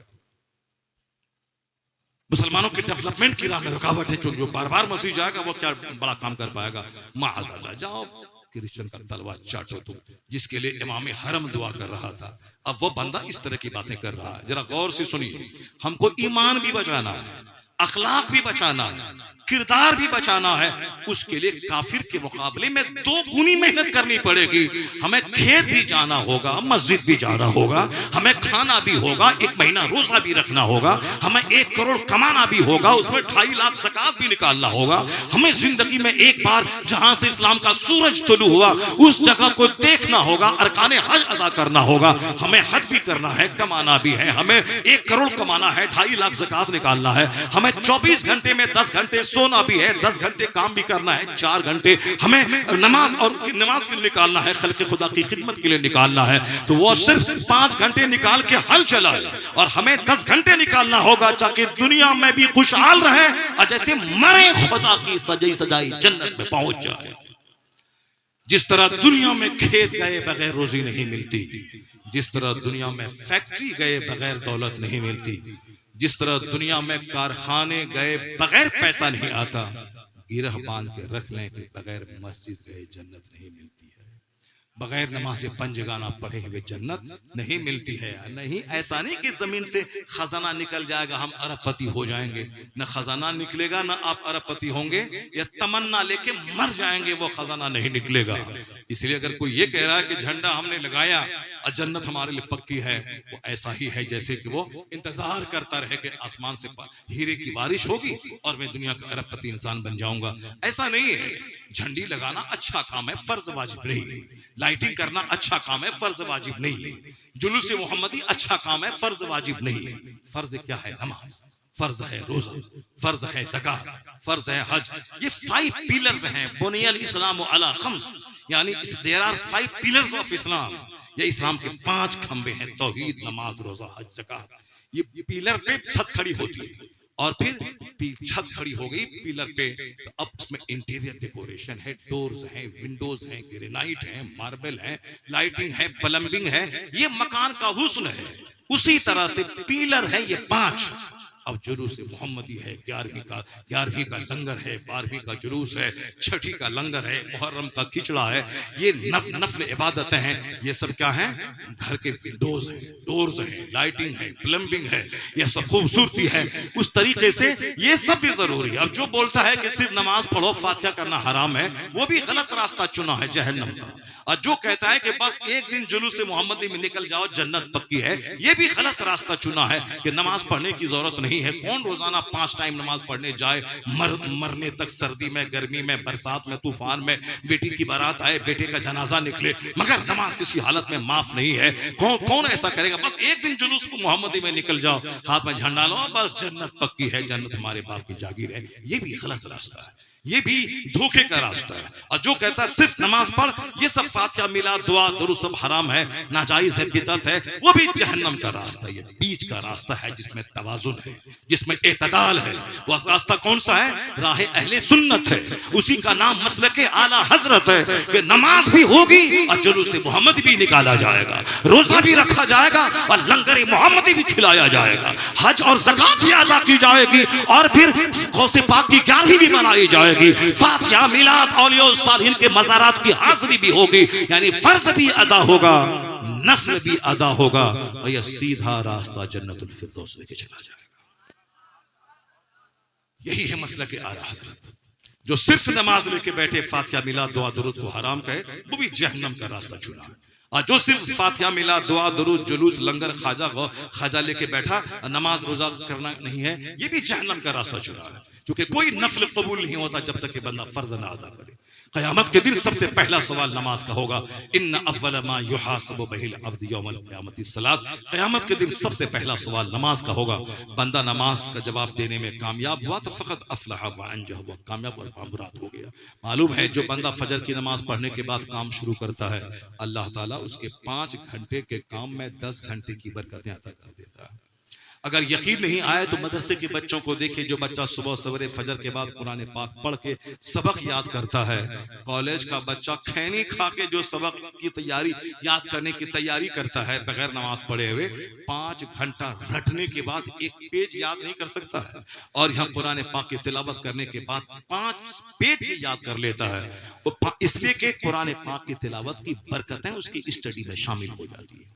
एक लड़का इसी बिहार का अलीगढ़ में मुस्लिम यूनिवर्सिटी में पढ़ रहा था, मेडिकल की तैयारी कर रहा था। जब भी उसकी माँ फोन करे उसके क्लासमेट को, वो बोले कि वो नमाज पढ़ रहा है। बोले अरे मैं उसको डॉक्टर बनने भेजा हूँ कि नमाज पढ़ने के लिए भेजा हूँ। लेकिन जब रिजल्ट आया तो पूरे कॉलेज में सबसे टॉप रिजल्ट आया। क्यों? ऐसा नहीं कि 24 घंटे नमाज है। नमाज फजर पढ़ने में 10 मिनट लगता है, जोहर पढ़ने में 15 मिनट लगता है, असर पढ़ने में 10 मिनट लगते हैं, मगरिब पढ़ने में 10 मिनट लगते हैं, इशा पढ़ने में 15 से 20 मिनट लगते हैं। उसके बाद क्या करेगा? खाली घूमेगा चौक चौराहे पे, दूसरों का मुंह देखेगा, दूसरों की बहू बेटी का तमाशा देखेगा। नहीं, बल्कि नमाज के टाइम में नमाज, तिलावत के टाइम में तिलावत। उसके बाद पूरे 10-12 घंटे उसको बचते थे किताब की स्टडी के लिए। तो नमाज के साथ स्टडी करके पूरे कॉलेज में टॉप रिजल्ट आया है। इसलिए इस बात को गिरा बांध के रख लें, जो सुबह का आगाज टेलीविजन देख के करेगा, जो सुबह का आगाज नापाक होके करेगा, जो सुबह का आगाज बगैर सजदा बगैर नमाज के करेगा, दिन भर उसके चेहरे पे नहुसत तारी रहेगी, उसके चेहरे का नूर छीन लिया जाएगा, उसके काम उसके सफर की बरकतें खत्म हो जाएंगी। और जो सुबह का आगाज नमाज फज्र और कुरान पाक की तिलावत से करेगा, उसके दिन में अल्लाह बरकतें अता करेगा, उसके चेहरे पे अल्लाह नूर अता कर देगा। हदीस में आया है कि जो फजर की नमाज छोड़ता है उसके चेहरे का नूर अल्लाह मिटा देता है। जो जोहर की नमाज छोड़ता अल्लाह उसकी रोजी से बरकतें खत्म कर देता है। वह कमाए 1000 कुंटल गेहूं, इधर से लाए उधर खत्म हो जाएगा, हाथ सूखा फकीर भूखा हो जाएगा। जैसे गांव देहात के लोगों को देखते हैं, 1000 कुंटल मक्के की फसल पैदा हो गई, 1000 बोरा। अब पैसा आया कहां चला गया पता ही नहीं चला। अब जहां सूखा पहले था, 1000 कुंटल बेचने के बाद वहीं सूखा का सूखा रह गया। खाद वाले का पैसा बाकी रह गया, बीज वाले का पैसा बाकी रह गया, साहब पंप सेट वाले का पैसा बाकी रह गया। फिर पैसा गया कहां? पैसा चला गया जहां तहां, इधर उधर। बरकत नहीं है। बरकत होती है तो 10,000 रुपए कमा के उलमाए कराम इस कदर हरे रहते हैं कि ये ऊद और मुश्क लगाते हैं, और 1000 एकड़ जमीन जोतने वाले को ऊद और मुश्क नसीब नहीं होता है। उसके कमरे में अच्छा कपड़ा नसीब नहीं होता है। यह 5000 कमाने वाले का चेहरा देखें, चेहरा हरा भरा रहता है। इसकी खुशहाली के पीछे मुस्तफा की दुआ है। हुजूर ने फरमाया है, नद्दरल्लाहु अब्दन मन समिअ मिन्ना हदीसन फबल्लगहु कमा समिअ, और कमा क़ाल नबी अलैहि सलाम। आका फरमाते हैं, अल्लाह उस बंदे को हरा भरा रखे जो मेरी हदीस सुनता है और दूसरों को सुनाता है। यह इल्म हदीस की खिदमत, ये कुरान पाक की तिलावत की बरकत है कि ये 5000 कमा के भी 5 लाख की बरकतें इनके पास होती है। ऐसा नहीं कि किसी मौलाना की बेटी कुंवारी रह गई, शादी नहीं हुई, या मौलाना अपना घर नहीं बनाया। हम तो महीने में कभी कभी तो नहीं बताना चाहिए, लाखों रुपए मेरे पास आते हैं। लेकिन जो मौलवी साहब मेरे मदरसे में 10,000 महीना कमाते हैं, वो मेरे से अच्छा मोटरसाइकिल उसके पास है, मेरे से अच्छा कपड़ा वो पहनते हैं। चूंकि जिसके पास लाखों है तो वो ये काम वो काम फला काम चिला काम इसके लिए मैं जिसका कोई प्लान यानी दुनियावी प्लान नहीं है कि वो जमीन मकान खरीदना है, उसका पैसा ही नहीं है, मस्त रहता है। उनके इधर 10,000 इधर 5,000 पॉकेट में 2,000 सर आने के नीचे 2,000। वो कहीं गया फातिया पड़ा, वहां मिल गया 1,100 रुपए मोटरसाइकिल का, उसकी टैंकी हमेशा तेल से भरी रहती है। और हम लोगों के और 1 लाख कमाने वालों की मोटरसाइकिल की टैंकी, वो रास्ते ही मोटरसाइकिल का तेल खत्म हो जाता है, उसका वो तेल उसका खत्म हो जाता है, वो मोटरसाइकिल धो के ले आता है, तब वहां जाके तेल लगाता है। इनकी टैंकी भरी रहती है, क्यों? फातिया पड़ा 500 रुपये पूरा तेल भर लिया। वहां गया 1,100 रुपये मिला, साहब 2-4 केजी सेब खरीद लिया, पूरा भरा है। इसको जमीन नहीं खरीदनी, इसको मॉल नहीं बनाना है, इसको बहुत बड़ा फॉर्च्यूनर नहीं खरीदनी है, जो आमदनी है उसी में मस्त है। ये फजर की बरकत, जोहर की बरकत, असर की बरकत, मगरिब की बरकत, ईशा की बरकत है कि कम कमाई में करोड़ों वाली कमाई जैसी बरकत है इसकी जगह मौजूद है। जो जोहर छोड़ता है उसके रिस्क से बरकतें खत्म हो जाती हैं, और जो असर की नमाज छोड़ता है उसके बदन से ताकत खत्म हो जाती है। आजकल लोग सेब संतरा सब खाते मर हिलते हैं, गाल अंदर चिपका हुआ रहता है। यहाँ 70 साल का बूढ़ा साहब बच्चा पैदा कर रहा है, 70 साल का बूढ़ा, हमारे एक उस्ताद से 70 साल में बच्चा पैदा हुआ, और यहाँ 40 साल का बूढ़ा, यहाँ 40 साल का नौजवान, ये गाल अंदर चिपका हुआ है। क्यों? सेहत से बरकत खत्म है। असर की नमाज जो छोड़ेगा उसकी सेहत से बरकत खत्म हो जाएगी। मगरिब की नमाज जो छोड़ेगा उसकी औलाद से बरकत खत्म हो जाएगी। औलाद उसकी फरमाबरदार आंख दिखाएगी औलाद। आजकल देखिए कितने बच्चे आपके, सारे लोग परेशान हैं बच्चों से। बच्चा नहीं हुआ तो 50 बार अजमेर गया, लड़का हो गया। अब जब लड़का जवान हुआ तो अब बाप को आंख दिखा, खबरदार बुड्ढा मार के खाल की चलेगी। यानी ये नाफरमान औलाद। जबकि आया है किताबों में कि बाप से ऊंची जगह मत बैठो, माँ बाप से ऊंची जगह मत बैठो। आया है किताब में कि माँ बाप को उफ तक मत कहो। किताब में क्या? कुरान शरीफ में आया है, फला तकुल लहुमा उफ़्फ़िन वला तनहरहुमा। ये माँ बाप को उफ तक मत कहो। नाराजगी के इजहार का बड़ा तरीका है गाली और मार। नाराजगी के इजहार का दूसरा मिडिल दर्जा है डांट डपट, और लोवेस्ट डिग्री है नाराजगी के इजहार का उफ कहना। उसी लोवेस्ट डिग्री पे इस्लाम ने पहरा लगाया है कि उफ तक नहीं कहना। डांट मार गाली कड़ी आंख ये तो बहुत बड़ी बात है, उफ तक नहीं कहना। फला तकुल लहुमा उफ़्फ़िन वला तनहरहुमा। क्यों? इसलिए कि अल्लाह पैदा करने वाला है, लेकिन जिस माध्यम से तुझको पैदा किया है ये माँ बाप है। पैदा करने वाला खालिक अल्लाह है, लेकिन जिस जरिए से पैदा किया है ये जरिया माँ बाप है। कि बाप बीज डालने वाला है और माँ अपने शिकम में फसल तैयार करने वाली है, और इस माध्यम से अल्लाह ने आपको पैदा किया है। इसलिए कुरान में कहा वशकुर ली व लिवालिदैन। इस आयत करीमा को पढ़िए, अल्लाह फरमाता है मेरा शुक्र अदा करो और अपने माँ बाप का शुक्र अदा करो। वशकुर ली व लिवालिदैन। क्यों? पैदा करने वाला खालिक अल्लाह है, और जिस माध्यम से पैदा किया वो माध्यम तुम्हारे बाप है, तुम्हारी माँ है। इसलिए उफ तक मत कहो अपने माँ बाप को। यहाँ उफ तक कहने पे पाबंदी है, यहाँ गालियां दी जा रही, दो रोटी खिला करके आंख दिखाई जा रही है, सास ससुराल वालों की गुलामी की जा रही है, अपनी बीवी का हर नाज उठाया जा रहा है। बाप माँ सिसक रहे, उसके पास 1 मिनट बैठने का टाइम नहीं साहब, और दूसरों के साथ सास ससुर के साथ मस्तियां की जा रही है। और यहाँ माँ बाप डॉक्टर के पास ले जाने वाला कोई बेटा मौजूद, 4 बेटे हैं। औलाद से फरमा बरदारी खत्म हो जाएगी। ये निशान जो मगरिब की नमाज छोड़ेगा, औलाद तो जहन्नमी है ही, जो माँ बाप को गाली दे, जो माँ बाप को आंख दिखलाए, जो माँ बाप को 2 रोटी खिलाने के बाद धमकी दे ए बुढ़ा ठीक से बैठो, टर टर नहीं करने का, वो तो जहन्नमी भी है और दुनिया में भी कंगाल रहेगा। क्यों? दुनिया में दूसरे गुनाहों की सजा तो भले ही देर से मिलती है या नहीं मिलेगी, क्योंकि सजा की जगह आखिरत है, यह दुनिया नहीं है। दुनिया में हर आदमी को बुरे अमल की सजा फौरन नहीं मिलती है। या वहाबी देवबंदी मुस्तफा को गाली देता है, उनको पीठ के पीछे की खबर नहीं है, मगर वो भी शान से जीता है। 1000 कमरे वाला मदरसा चला रहा है। कोई बोलता अल्लाह झूठ बोल सकता है, वही शान से सीना तान के चलता है। स्कूल कॉलेज मेडिकल कॉलेज सब खोल रहा है। बोलता है कि नबी का इल्म गैब ऐसा जानवर चौपाए जमीए बहाई में हैवानात सबको हासिल है। उसको जिसने लिखा उसकी तायीद करता है, उसका सपोर्ट करता है और उसकी तरफ से मुनाजरा करता है। ये जुमला कुफरिया लिखने वाला काफिर और जो उसकी तायीद करे वो भी इस्लाम से खारिज है। मगर ये दंदनाते हुए हाथी की तरह स्कूल खोल रहा है, कॉलेज खोल रहा है, मुसाफिर खाना खोल रहा है और हर स्टेशन के बगल में मस्जिदें और मुसाफिर खाने बना रहा है और हमारे बच्चों के ये दीन ईमान अकीदे पे डाका डाल रहा है। क्या मतलब? फौरन इस दुनिया में कोई जमीन में नहीं दसाया जाता है। फला सूद खाता है, कुछ नहीं हुआ, आप बोलते हैं कि अल्लाह उसको मार देगा। मारने के लिए वो जगह आखिरत है, वो दारुल अमल जजा है, ये दारुल अमल है। अल्लाह ताला यहाँ सब कुछ छूट देता है दुनिया में। इस पॉइंट को हमेशा आप नोट करके रखिए। लौ कानती दुनिया तादिलु इंदल्लाह जनाह बऊदा मा सका काफिरन मिनहा शुरबत माइन। इस हदीस को अपने घर की दीवार में लिख के रखिए। हुजूर फरमाते हैं अगर इस दुनिया का वैल्यू एक मच्छर के पर के बराबर भी होता तो अल्लाह ताला काफिर को एक घूंट पानी तक नहीं देता। अब अगर अल्लाह काफिरों को अरबपति खरबपति बनाया है, खरबों माल दिया है, इसका मतलब इस दुनिया का वैल्यू मच्छर के पर के बराबर भी नहीं है। इसलिए यह जलील दुनिया जलीलों को बेतहाशा अल्लाह देता है। हमारे बच्चे लालायित हैं, जैसे कि इनको दौलत जमा करने के लिए ही पैदा हुआ है। नमाज, रोजा, हज, ज़कात सब छोड़ छाड़ के हराम और हलाल की तमीज खो के सिर्फ इसको माल चाहिए। चाहे दाढ़ी मूंढना पड़े मगर नौकरी चाहिए, चाहे काफिर बनना पड़े मगर नौकरी चाहिए, चाहे काफिर बनना पड़े मगर लड़की चाहिए। खूबसूरती, माल, इसी के पीछे पागल है। हजारों लड़कियां मुर्तद हो गई सिर्फ माल की वजह से। हजारों लड़के काफिर हो गए, मुर्तद हो गए सिर्फ माल की मोहब्बत में और लड़की के चेहरे को देखकर। जबकि आपने अगर अपने बाल बच्चों की घुट्टी में इस्लाम पिलाया होता, हुजूर की सीरत पढ़ाई होती, तो आपका बाल बच्चा इतना मजबूत हो जाता।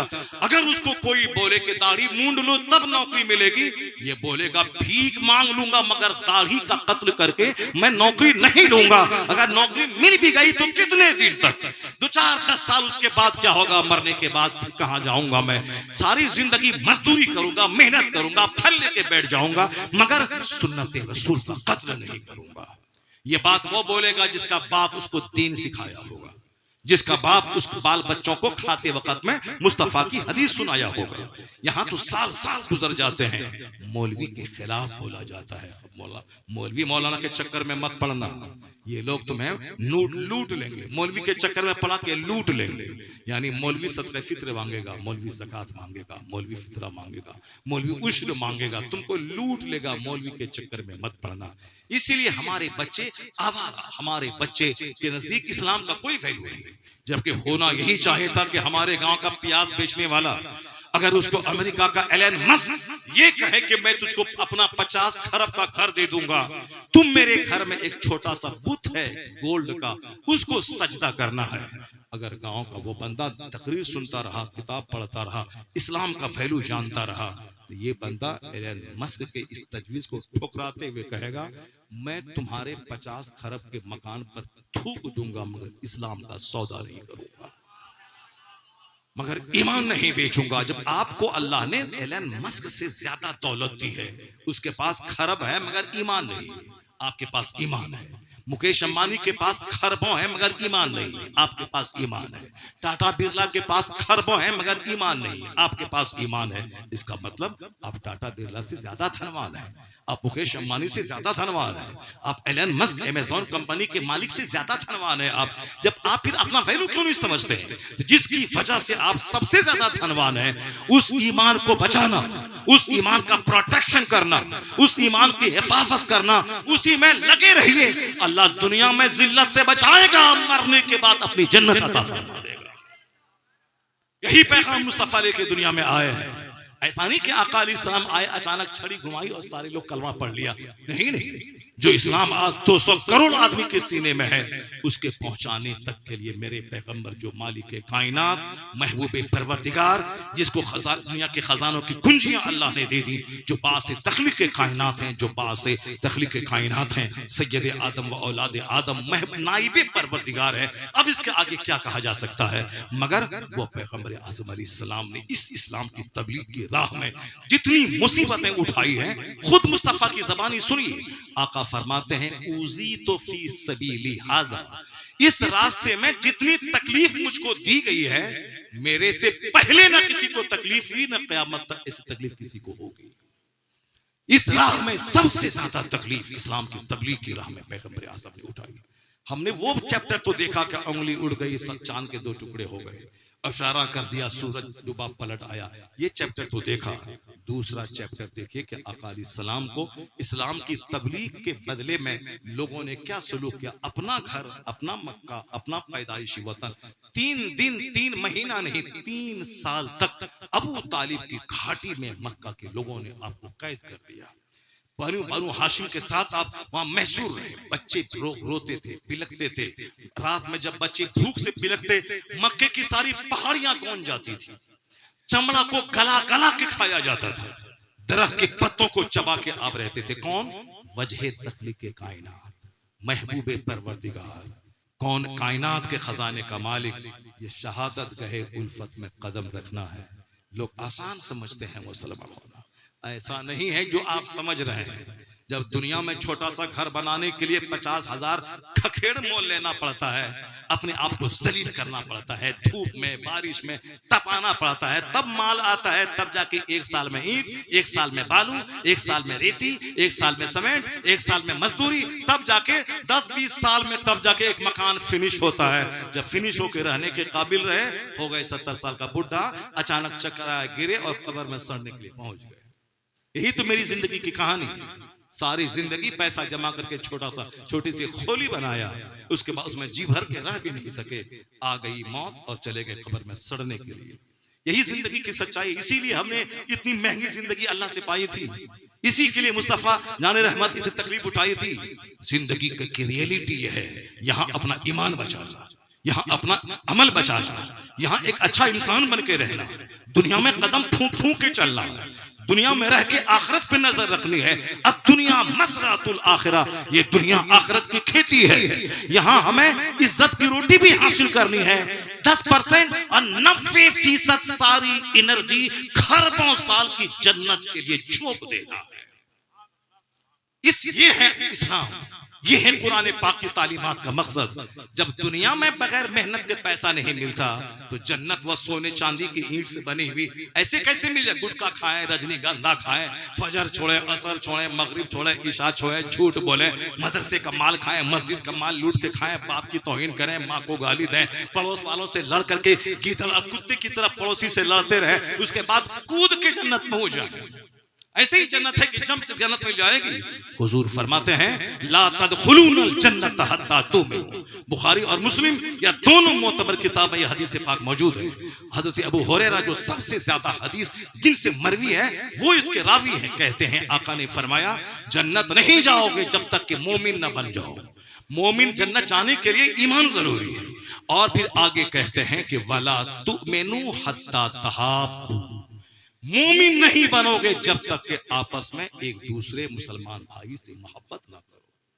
ऐसा नहीं कि अपनी आग में मेरा घर, मेरा मकान, मेरी गाड़ी, हम क्यों उसको सलाम करें? हमारी नौकरी तो लाख महीना हम कमाते हैं, मेरे पास बुलेट, मेरे पास एर्टिगा है, हम क्यों सलाम करें? अगर काफिरों की तरह जीना है तो मत सलाम करो। अगर मरने के बाद जहन्नम की आग में जलना है तो बिल्कुल बिल्कुल अंधा बन के रहो। मगर मोमिन बन के जीना है और जन्नत जाना है तो अपनी नहीं मुस्तफा की चलेगी। और हुजूर ने कहा है ला तुमिनू, नहीं बनोगे मुसलमान हत्ता तहाबू, जब तक के आपस में एक दूसरे से मोहब्बत न करो। मोमिन बने रहने के लिए मोहब्बत करनी होगी अपने रिश्तेदारों से, अपने मुसफर के साथ, अपने मुसलमान भाइयों से मोहब्बत करनी पड़ेगी। ऐसा नहीं कि अपनी आग में जलना है, मेरा खेत, मेरी गाड़ी। जानवर बन के जियो, जानवर बन के मर जाओ। सारा समाज बोलेगा एक पापी चला गया, एक गलंधर चला गया, एक फालतू आदमी समाज से चला गया। लेकिन जो खुद ना खा के दूसरों को खिलाता हो, अपने से दूसरों को फायदा पहुंचाता हो और मुस्कुरा के दूसरों को फायदा पहुंचाता हो, दूसरों का गम सुन के फायदा पहुंचाता हो, अपनी तरफ से सलाम में पहल करके फायदा पहुंचाता हो, उनकी मजाक पुरसी करके उनको फायदा पहुंचाता हो, अपनी सवारी पे उसको बिठा के फायदा पहुंचाता हो, कुएं का डोल से पानी निकाल के उसकी बाल्टी में डाल के फायदा पहुंचाता हो, तो जानते हैं मालूम होना चाहिए कि खैरुन नास मयनफुन नास के तहत वो बंदा जब मर जाता है तो तो जो रिश्तेदार नहीं बल्कि समाज के दूर के खानदान का आदमी होता है वो भी दुआ करता है कि एक भला अच्छा आदमी दुनिया से चला गया, ए अल्लाह तुझे बख्श दे, वो फला दिन अपनी गाड़ी पे मुझको बैठा लिया था, वो फला दिन मेरा गम हल्का किया था, मेरा गम सुन के मेरे दिल को हल्का किया था। इसलिए मरने के बाद ऐसी जिंदगी ना गुजारे, मरने के बाद लोग बोले एक जलील चला गया, एक रजील चला गया, एक घमंडी चला गया, एक मतलबी चला गया, एक अपनी आग में जलने वाला एक घमंडी चला गया। नहीं, इस तरह जिए कि लोग कहें कि एक अच्छा इंसान चला गया। उसी को आला हजरत कहते हैं कि जब कोई सुन्नी मरे लोग कहें कि वह तय्यबो ताहिर गया। लोग ये न कहें कि फासिको फाजिर गया, लोग कहें एक तय्यबो ताहिर गया। उसके लिए झेलना होगा। हुजूर फरमाते हैं जब तक आपस में मोहब्बत नहीं करोगे तो मुसलमान नहीं बनोगे। मुसलमान बने रहने के लिए मोहब्बत जरूरी, मुसलमान बने रहने के लिए पड़ोसी की तकलीफ पर सब्र जरूरी, मुसलमान बने रहने के लिए पड़ोसी के गम में ताज़ियत करना जरूरी, मुसलमान बने रहने के लिए उसकी खुशहाली में मुबारकबादी देना जरूरी, मुसलमान बने रहने के लिए गीबत से ज़बान को बंद करना जरूरी, दूसरों की इज्जतों को तार तार नहीं बल्कि इज्जत को बचाना जरूरी है। हुजूर फरमाते हैं मन रद्दा अन इर्द अखी रद्दल्लाहु अन वजहिही नारा यौमल क़यामा। जो अपने मुसलमान भाई की इज्जत की हिफाजत करेगा अल्लाह क़यामत के दिन उसके चेहरे को जहन्नम की आग से बचा देगा। क़यामत के अल्लाह ताला उसके चेहरे को जहन्नम की आग से बचा देगा। जो दूसरों की इज्जत बचाएगा, जो दूसरों को बेइज्जत होने नहीं देगा, जो दूसरों को जलील होने से बचाएगा। यहाँ तो 1000 खूबी है, एक अदना सी खामी कोई रहे सारी खूबी पे पर्दा डाल के उस खामी को इतना हाईलाइट करना है, उसको जलील कर देना, उसको रुस्वा कर देना। हुजूर फरमाते हैं जिसने दुनिया में किसी मोमिन भाई के ऐब को छुपाया अल्लाह क़यामत के दिन उसके ऐबों को छुपाएगा। नजर रहे क़यामत पे तब नहीं। हाँ तो दुनिया ही में सामने वाले बंदे को जलील करके सीना ठंडा करना है, उसको केस में फंसा के सीना ठंडा करना है, उसके साथ खानदान को गाली देके खंगाल के सीना ठंडा करना है। ये है नफरतों का समाज। जबकि हुजूर फरमाते हैं कि मोहब्बत करना जरूरी है ईमान बचाने के लिए, मोमिन बने रहने के लिए। अब आगे हुजूर एक तरीका बताते हैं कि अवला अदुल्लुकुम अला शैइन इज़ा फ़अलतुमूहु तहाब्बतुम अफ़शु सलाम बैनकुम। आका फरमाते हैं एक नुस्खा तुमको बताता हूँ जिस पर अमल करोगे तो आपस में मोहब्बत पैदा हो जाएगी। वह नुस्खा क्या है? आका फरमाते हैं कि आपस में सलाम को खूब फैला दो। सलाम करो नहीं, फैला दो। पहचानो या ना पहचानो, खूब सलाम करो मुसलमानों। सलाम से सीने की कुदरत दूर होती है। मुसाफा करने से सीने का जंग साफ हो। तसाफहु, मुसाफा क्या करे? इसे मुसाफा करने से यज़हबुल गिल, सीने की कुदरत को दूर करता है। सलाम करे, सलाम करने से मोहब्बतें पैदा होती है। इंतजार ना करें कि वो करेगा तब करेंगे, नहीं, वो करे ना करे आप अपनी तरफ से सलाम करें, पहल करें। हुजूर ने प्रैक्टिकल में करके बता दिया। आका अलैहिस्सलाम कायनात के खजानों का मालिक, रास्ते से चलते थे तो बच्चों को सलाम करते थे।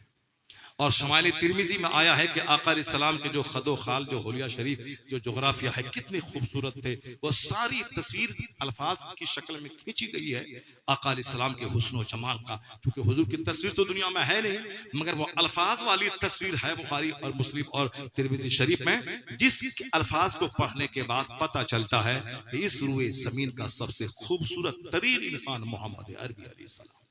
हजरत अबू हुरैरा कहते हैं कि चेहरा ऐसा था कान्ना शम्स तजरी फी वजही, गोया चेहरे पे सूरज तैर रहा हो। वो कहते हुजूर का कांधा इतना खूबसूरत था गोया उसको चांदी पर ढाल दिया गया हो।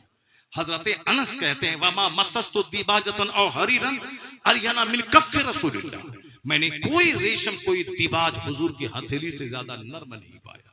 जाबिर इब्ने समोरा कहते हैं कि चौथी रात का चांद यानी बद्र चमक रहा था आसमान पे। हुजूर मेरे सामने थे, सुर्ख धारीदार चादर आपके जिस्म अक़दस पर थी।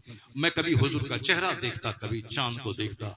चौथी रात का चांद, एक ही दिन चांद जवान होता है। बचपन जिस दिन चांद निकला, चौथी रात को जवान हुआ, फिर धीरे धीरे वो घटता हुआ खजूर की टहनी की माने सूखा रहा। वो कहते हैं मैं कभी चांद देखता, कभी हुजूर का चेहरा देखता।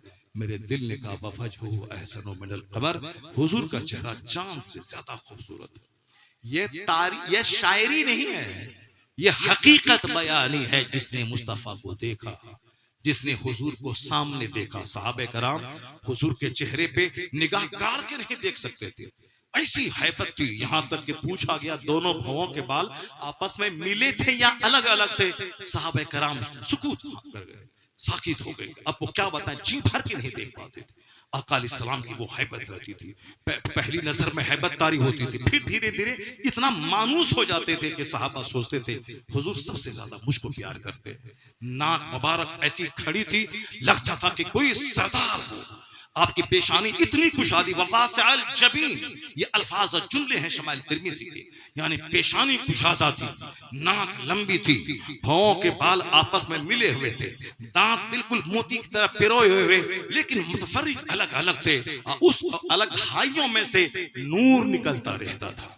उसी नूर में, उसी रोशनी में सैयदा आयशा ने अपनी गुमशुदा सुई को तलाश कर लिया था। आका अलैहिस्सलाम के रुखसार पे ऐसा लगता था जैसे सूरज चमक रहा हो। उंगली इस कदर खूबसूरत, न बहुत ज्यादा लंबी न बहुत ज्यादा छोटी, इस कदर मतवाज़ुन, आदमी उसके हुस्न को देखते रह जाए। पिंडली ऐसी कि जैसे जमीन पे रखें बिल्कुल हमवार हो, ऐसा चाल ऐसी मुबारक खूबसूरत लगे जैसे पहाड़ से जमीन की तरफ चल रहे हैं। आका अलैहिस्सलाम किसी के चेहरे पे निगाहें गाड़ के नहीं देखते, हमेशा निगाहें जमीन की तरफ रखते थे। अगर किसी से देखते थे तो कनखियों से देखा करते थे।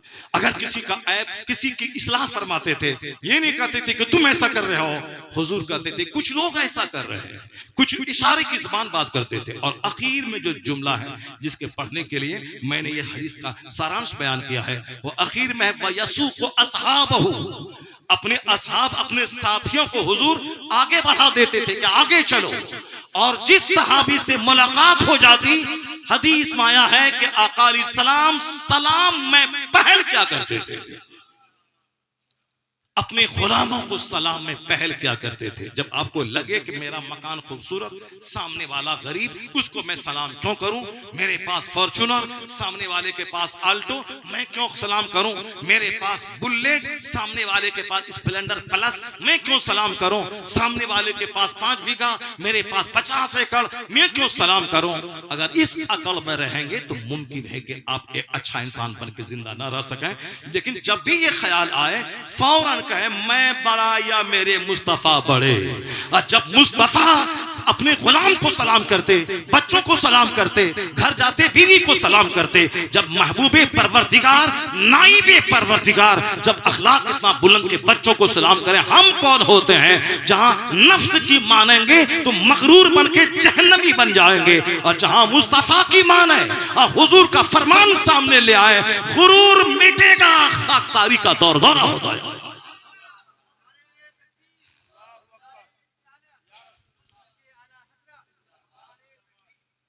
जिंदगी के हर डिपार्ट में पैगंबर आज़म की जिंदगी हमारे लिए नमूना है।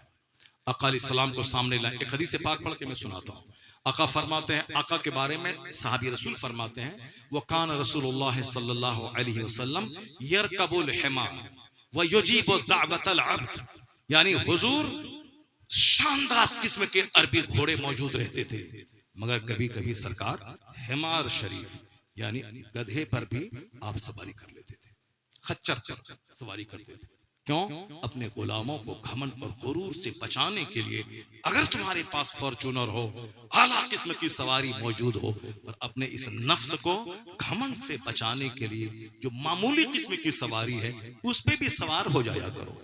मैंने अपने पीरो मुर्शिद को देखा, हमारे शेख मुफ्ती गुलाम मसूद साहब क़िबला रहमतुल्लाह अलैह, जिनसे मैंने हिदायतुन नहव से लेकर बुखारी शरीफ तक मैंने जिनसे पढ़ी है, उनको मैंने देखा शुरू के दिनों में साइकिल पे चल के जुमेरात के दिन अपने घर 10 किलोमीटर दूर जाते थे, और फिर वहां से शनिचर के दिन 10 किलोमीटर दूर साइकिल से चल के आते थे। बाद के दिनों में जब आप कमजोर हो गए तब आपका लड़का आपको स्कूटर पे लेके आता था और लेके जाता था। उस जमाने में जबकि खुशहाली के दरवाजे खुल गए थे, आप कार खरीद सकते थे, लेकिन आप कार आपने नहीं खरीदी, मामूली स्कूटर पे चलते थे और उससे पहले साइकिल पे चलते थे जब तक बदन में ताकत रही। मैंने अपने उस्ताद मौलाना सुलेमान रजवी को मैंने देखा, हुजूर मलिकुल उलमा के शागिर्द, वो नया कपड़ा खरीद के जब सिलाते थे तो उस कपड़े में भी पैबंद यानी पार्टी लगा देते थे ताकि हुजूर की सुन्नत पे अमल हो जाए। ये है अपने नफ्स को सीधा करने का तरीका। उमर फारूक आजम रजी अल्लाह तआला अन्हु कभी मेंबर पे चढ़ जाते और कहते थे कि मैं उसी का बेटा हूं जिसकी माँ दूध पिलाती थी, जिसकी माँ ऐसा काम करती थी। क्या मतलब? यानी अपनी गरीबी के दिनों को याद करते थे। लोग दंग रह जाते, आखिर मेंबर पे चढ़ के सब बोलने की क्या जरूरत थी? लेकिन जब पूछते थे तो आप कहते थे मेरे नफ्स में ऐसा आ गया था कि मैं खलीफतुल मुस्लिमीन हूं, इस नफ्स को सजा देने के लिए मैंने ऐसा जुमला बोला। ये बुजुर्गाने दिन की कहानियां हैं। और हम लोगों का घमंड ऐसा है कि मकान बना लो तो घमंड, गाड़ी खरीद लो तो घमंड, थोड़ा सा दरवाजे पे गार्डन फुलवारी लगा लो तो घमंड, बच्चे को थोड़ी खूबसूरती मिल गई तो घमंड। हम लोग घमंड का पुतला है, जबकि हुजूर ने क्या फरमाया है? ला यदखुलुल जन्नह मन कान फी क़ल्बिही मिस्क़ाल ज़र्रतिन मिन किब्र। वो शख्स जन्नत में नहीं दाखिल होगा जिसके यहाँ राई के बराबर जिसके सीने में घमंड हो। राई तोड़ी राई के बराबर घमंड हो, वो जन्नत में दाखिल नहीं होगा। साहबे कराम में से किसी ने पूछा, हुजूर इन्ना रजुल युहिब्बु अन यकूना सौबहु हसना व नअलहु हसना। एक आदमी की तमन्ना है कि मेरा कपड़ा अच्छा हो, मेरा जूता अच्छा हो। क्या सरकार ये घमंड में दाखिल है? अगर हुजूर हाँ कह देते तो अच्छा कपड़ा पहना मेरे लिए हराम हो जाता, अच्छा जूता पहना मेरे लिए हराम हो जाता। लेकिन नहीं, रहमते दो आलम अलैहिस्सलाम क्या फरमाते हैं? नहीं, लाला इन्नल्लाह जमीलुन युहिब्बुल जमाल। अल्लाह जमील है, खूबसूरती को पसंद फरमाता है। क्या मतलब? अच्छा कपड़ा पहनो, अच्छा जूता पहनो, अल्लाह ने दिया है अच्छी घड़ी पहनो, ये हराम नहीं है, पहनो। मगर घमंड क्या है? अल किब्र बतरुल हक व खमतुन नास, यानी हक बात नहीं मानना। बड़ा समझाने वाला आ गया। हक बात नहीं मानना और दूसरों को हकीर समझना, ये घमंड है। बुलेट पे चलने के बाद स्प्लेंडर प्लस पे चलने वाले को हकीर समझना, ये घमंड है। घमंडी जन्नत नहीं जाएगा। 2 मंजिला मकान बनाने के बाद फूस में रहने वाले को हकीर समझना, ये घमंड है। घमंडी जन्नत नहीं जाएगा। 2-4-10 लाख कमाने के बाद मजदूरी करने वाले को हकीर समझना, ये घमंड है और ये घमंडी जन्नत नहीं जाएगा। ला यदखुलुल जन्नह मन काना फी क़ल्बिही मिस्क़ाल ज़र्रतिन मिन किब्र। राई बराबर जिसके सीने में घमंड रहा वो जन्नत में नहीं जाएगा। अच्छा कपड़ा पहनना घमंड नहीं है, अच्छा जूता पहनना घमंड नहीं है, अच्छी गाड़ी खरीदना घमंड नहीं है, अच्छा मकान बनाना घमंड नहीं है। ये दिल को साफ रखना ये जरूरी है। दिल में अगर आ गया कि मैं उससे अच्छा हूं, ये घमंड है। अगर कोई हक समझा रहा है तो उसकी बात को नहीं मानना, ये घमंड है। सर मोड़ लेना, नहीं साहब हम तुमसे ज्यादा जानते हैं, ये घमंड है। और आजकल समाज में जिससे भी मिले, वो चाहे कलवा हो, चाहे वो जाहिल दी ग्रेट हल जोतने वाला चरवाहा हो, वो भी बोलता तुमसे ज्यादा हम जानते हैं, तुमसे ज्यादा हम जानते हैं। ये चरवाहा हल जोतने वाला, सारी जिंदगी गाय चराने वाला, ये भी बोलता है कि हाँ हमको मत समझाओ हम बहुत जानते हैं, हमको मत समझाओ हम बहुत जानते हैं। ये सारी बातें बिहार में बहुत ज्यादा है। दूसरे स्टेट्स में जहां इल्म आ गया, तरक्की आ गई, वहां लोगों का देख देख करके तो अखलाक लोगों को आ गया। मगर बिहार में खास करके ये टेढ़ापन बहुत ज्यादा है, खास करके देहातों में बहुत ज्यादा टेढ़ापन। इसलिए गांव देहात में सब खा रहे हैं, जी रहे हैं, बस सब नफरतों में जी रहे हैं। लोग कबीले के नाम पे टूटे हैं, धर्म या कबीले के नाम पे टूटे हैं, पीर के नाम पे टूटे हैं, बिरादरी के नाम पे टूटे हैं। मैं मलिक या अंसारी, मैं शेख या चौलाहा, मैं पठान और साहब ये नदाफ। जिस इस्लाम ने सबसे बड़ा काम जो किया है, ये नस्ली इम्तियाज को मिटाया है। और ये बात मैं नहीं कहता, हम लोग तो कहते ही हैं। ये बात 2 काफिरों के बड़े रहनुमा की मैं मिसाल देता हूं। ये दोनों हाईली क्वालिफाइड। एक हिंदुस्तान की सरोजनी नायडू, जो हिंदुस्तान की बहुत बड़ी शायरा, बहुत बड़ी पॉलिटिकल लीडर, उसने दिल खोल के रख दिया इसी निजाम को देखकर। वो कहती हैं, I have been struck over again and again to see this indivisible unity of Islam. When the azan is sounded, the worshippers are gathered, the peasant and the king stand side by side together. The best embodiment of democracy can be seen 5 times a day in the mass. जरा गौर से सुनिए, वह हिंदू औरत क्या कहती है, qualified औरत, जिसकी किताबें यूनिवर्सिटी में चलती हैं, और जो हिंदुस्तान के एक बड़ी पॉलिटिकल लीडर थी, वो कहती हैं कि मैं मुसलमानों की मस्जिदों में जब नमाज का सिस्टम देखती हूँ तो मैं हैरत में पड़ जाती हूँ कि किस तरह डेमोक्रेसी का सिस्टम मस्जिद में है। अमीर, गरीब, काला, गोरा, बादशाह, किसान सब एक सफ में खड़े होकर नमाज अदा करते हैं। वो कहते हैं कि the best embodiment of democracy can be seen 5 times a day in the mosque। जमहूरियत का शानदार नमूना 5 वक्त मुसलमानों की मस्जिदों में देखने को मिल जाता है, जहां एक सफ में खड़े हो गए महमूद अयाज, न कोई बंदा रहा न कोई बंदा नवाज। आज भी बाहर में नदाफ, जोलाहा, मलिक, शेख, पठान, ये मस्जिद से बाहर है, मगर मस्जिद के अंदर में अगर नदाफ, जोलाहा, कोई फकीर का बच्चा अगर इमाम के पीछे अगली सफ में बैठ गया, अगर कोई सैयद साहबी मस्जिद में घुस जाए, वो नदाफ अगर खुद से उठ के जगह खाली कर दे वो अलग बात है, मगर कोई सैयद और पठान की नानी मारे कि उसको वहां से उठा के वह बैठ जाए, वह सारे मुसलमानों की निगाहों में जलील हो जाएगा अगर ऐसा कदम उठाएगा। अव्वलन तो ऐसा उठाएगा नहीं। अगर मस्जिदें भरी हैं, खान, पठान, सैयद जो भी आया वो मस्जिद के बाहर जहां मुसलमानों की चप्पल खुली है, नमाज खड़ी हो गई है, वो वही मुसल्ला बिछा के वो खड़ा हो जाता है। अमीर, गरीब, सैयद, पठान, जोलाहा, नदाब सब एक सफ में मस्जिद में खड़े हो जाते हैं।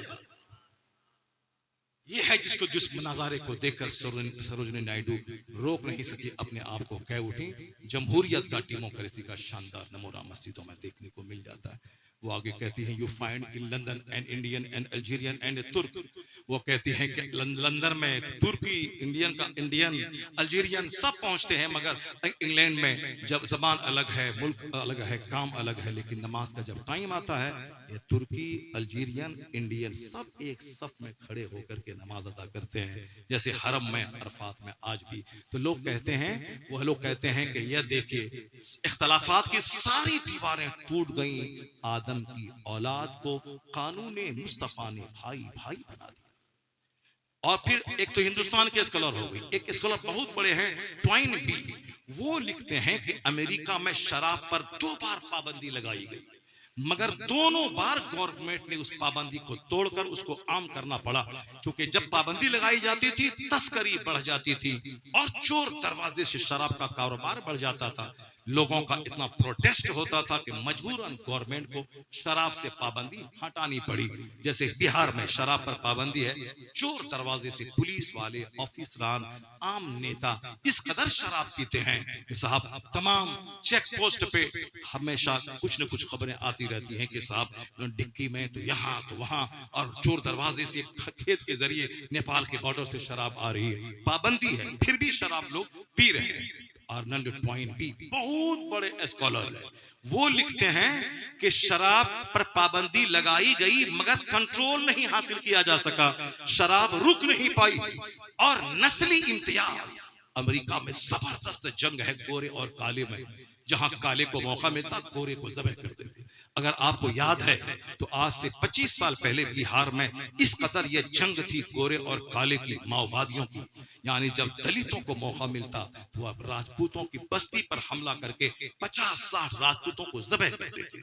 मैं जहानाबाद में रहता था, मेरे बाजू में 10 किलोमीटर दूरी पे एक ब्राह्मणों की बस्ती थी। पता चला कि माओवादी गांव में घुसे, अब 50 ब्राह्मणों को बिल्कुल जानवर की तरह काट के रख दिया, सबको काट के रख दिया। और हमारी मस्जिद के सामने से लालू यादव की गाड़ी, नरसिंह साहब, राहुल की गांधी की अम्मी, सोनिया गांधी, ये सब आज से 25 साल पहले की बात है, वो सारी गाड़ियां गुजरी। और उनको जब मौका मिलता इन दलितों की बस्ती पे हमला करता, आग लगाता, सबको जला देता। अभी ये सारे हालात खत्म हो गए हैं। नस्ली इम्तियाज अफ्रीका में, नस्ली इम्तियाज अमेरिका में, खास करके तरक्की याफ्ता मुल्क है। आज भी सुनते होंगे गाहे बगाए के एक बाहर लाइसेंसी रिवॉल्वर सारे लोग रखते हैं। और सुनते होंगे कि मैं फिर सजी थी, शादी की तकरीब थी, एक बंदा आया और बिल्कुल रिवॉल्वर से वो 10 आदमी को भून डाला। क्यों? ये नस्ली इम्तियाज, यानी वो हमको हकीर समझता था, अब हमारे पास गन है, हम उसको मार देंगे। हजार तरक्की के बावजूद नस्ली इम्तियाज, ये कबायली जंग, ये रंग और नस्ल का झगड़ा आज भी अमेरिका में ज्यादा है। आर्नल्ड ट्वाइन भी लिखते हैं, ये दोनों फील्ड में इस्लाम ने जो जबरदस्त कारनामा अंजाम दिया है, सारी दुनिया को उसकी तकलीद करनी चाहिए और इस्लाम को अपने यहाँ नाफिज करना चाहिए। अरब के लोग शराब के इतने आदी थे, पानी कम शराब ज्यादा पीते थे। शराब घड़े में बोतल में भरी रहती थी, लेकिन जैसे ही इस्लाम आया, इस्लाम के पैगंबर ने शराब को हराम करार दिया। कहते हैं कि वही लोग जो बरस से शराब के आदी थे, उन लोगों ने जाम तोड़ डाले, मटके तोड़ डाले, बोतलें तोड़ डाली। अगर मुंह में शराब थी, उसी टाइम में खबर आई कि शराब हराम कर दी गई, उंगली डाल के उल्टी कर दिया। कहते हैं कि नालियों में इस तरह शराब बह रही थी जैसे बारिश के जमाने में नालियों में पानी बहा करता है। कहते हैं कि जो लोग गर्दन तक शराब नोशी में धंसे थे, यानी शराब पीना, महफिलें सजाना, बड़ाई का खुतबा पढ़ना, मैं बड़ा, यहाँ तक कि कुरान में आया है। ये जमाने जाहिलियत में हज करते थे लोग, और जब अरफात से वापस आते थे तो मुजदलिफा के पास बैठ करके सारे लोग अपने खानदान की बड़ाई करते थे कि मेरा दादा बड़ा, मेरा परदादा बड़ा, मेरा नाना बड़ा, मेरी नस्ल बड़ी, मेरा कबीला बड़ा। ये इसीलिए आज है कि अब जब अरफात से जब आगे बढ़ो, मुजदलिफा में खूब अल्लाह की तस्बीह बयान करो, खूब बोलो अल्लाहु अकबर, ला इलाहा इल्लल्लाह। यानी दौरे जाहिलियत के इस रीत को तोड़ने के लिए सदाए तकबीर बुलंद करने का पैगाम दिया गया। खूब अल्लाहु अकबर की सदाएं बुलंद की जाएं, क्योंकि उसी जगह बैठ के वह लोग अपने बाप दादा की बड़ाई बयान करते थे। वो कहते हैं कि यह लोग अपनी नस्लों पे फख्र करने वाला, मामूली बात पे हजारों को ज़बह कर देने वाला, अगली पिछली की जंग में सारा अरब डूबा था, शराब में डूबा था, और कबायली जंग और नस्ली जंग में डूबा था। इन दोनों चीजों को इस्लाम के पैगंबर ने इस तरह उखाड़ के फेंक दिया कि बरस का शराबी एक एक बूंद से नफरत करने लगा, और अपने से कालों को हकीर समझने वाला काले को अपना इमाम बना के उसके पीछे नमाज पढ़ने लगा। पांचों वक्त नमाजें और एक दस्तरखान पर बैठकर काले गोरे सब खाने लगे। यहां तक कि मक्का का मुहाजिर, मदीने का अंसार, ये दोनों एक साथ मिलकर जब खाने लगे और एक साथ में जब नमाज पढ़ने लगे, अरब से नस्ली इम्तियाज का खात्मा हो गया, अरब से शराबनोशी का खात्मा हो गया। वो कहते हैं it is the crime need of the time. Arnold twine भी कहती है वक्त की चीखती हुई जरूरत है कि इस्लाम को नाफिज किया जाए, जिसको गन और कोर्ट और कचहरी और कानून के जरिए जिस चीजों को खत्म नहीं किया गया, इस्लाम के आने के बाद वो चीजें खत्म हो के रह जाएंगी। वो मिसाल पेश करते हैं कि जैसे अरब की जमीन शराब से पाक हो गई, इस्लाम में वो ताकत है। और जैसे आज भी मस्जिदों में नस्ली इम्तियाज खत्म, शेख, सैयद, पठान, जोलाहा, नदाब, मंसूरी, साफी, धोबी, सबका फर्क मिट जाता है मस्जिदों में। काश वही मस्जिद के बाहर भी वही सिस्टम नाफिज हो जाए, तो फिर समाज में मोहब्बत की नदी बह जाएगी, मोहब्बत के दरिया बह जाएगी। जरूरत है कि सिर्फ सुना नहीं जाए, प्रैक्टिकल में अपनी जिंदगी में उसको अमल किया जाए। कैसे कैसे लोग थे, जरा गौर से सुनिए वो कहानी, वो बात जो मैंने छेड़ी थी कि ऐसे सबको नहीं मिलता है। बनी इस्राएल का वह नेक शख्स खेत खरीदा, और जब हल जोतने गया तो खजाने की हांडी सोने चांदी से भरी हुई मिली। अब वो उस खेत वाले के पास गया, बोला कि हे भाई, मैंने खेत खरीदा है, हांडी नहीं खरीदी है, इसलिए खजाने की हांडी तुम्हारी। नहीं बोलेगा सुभान अल्लाह।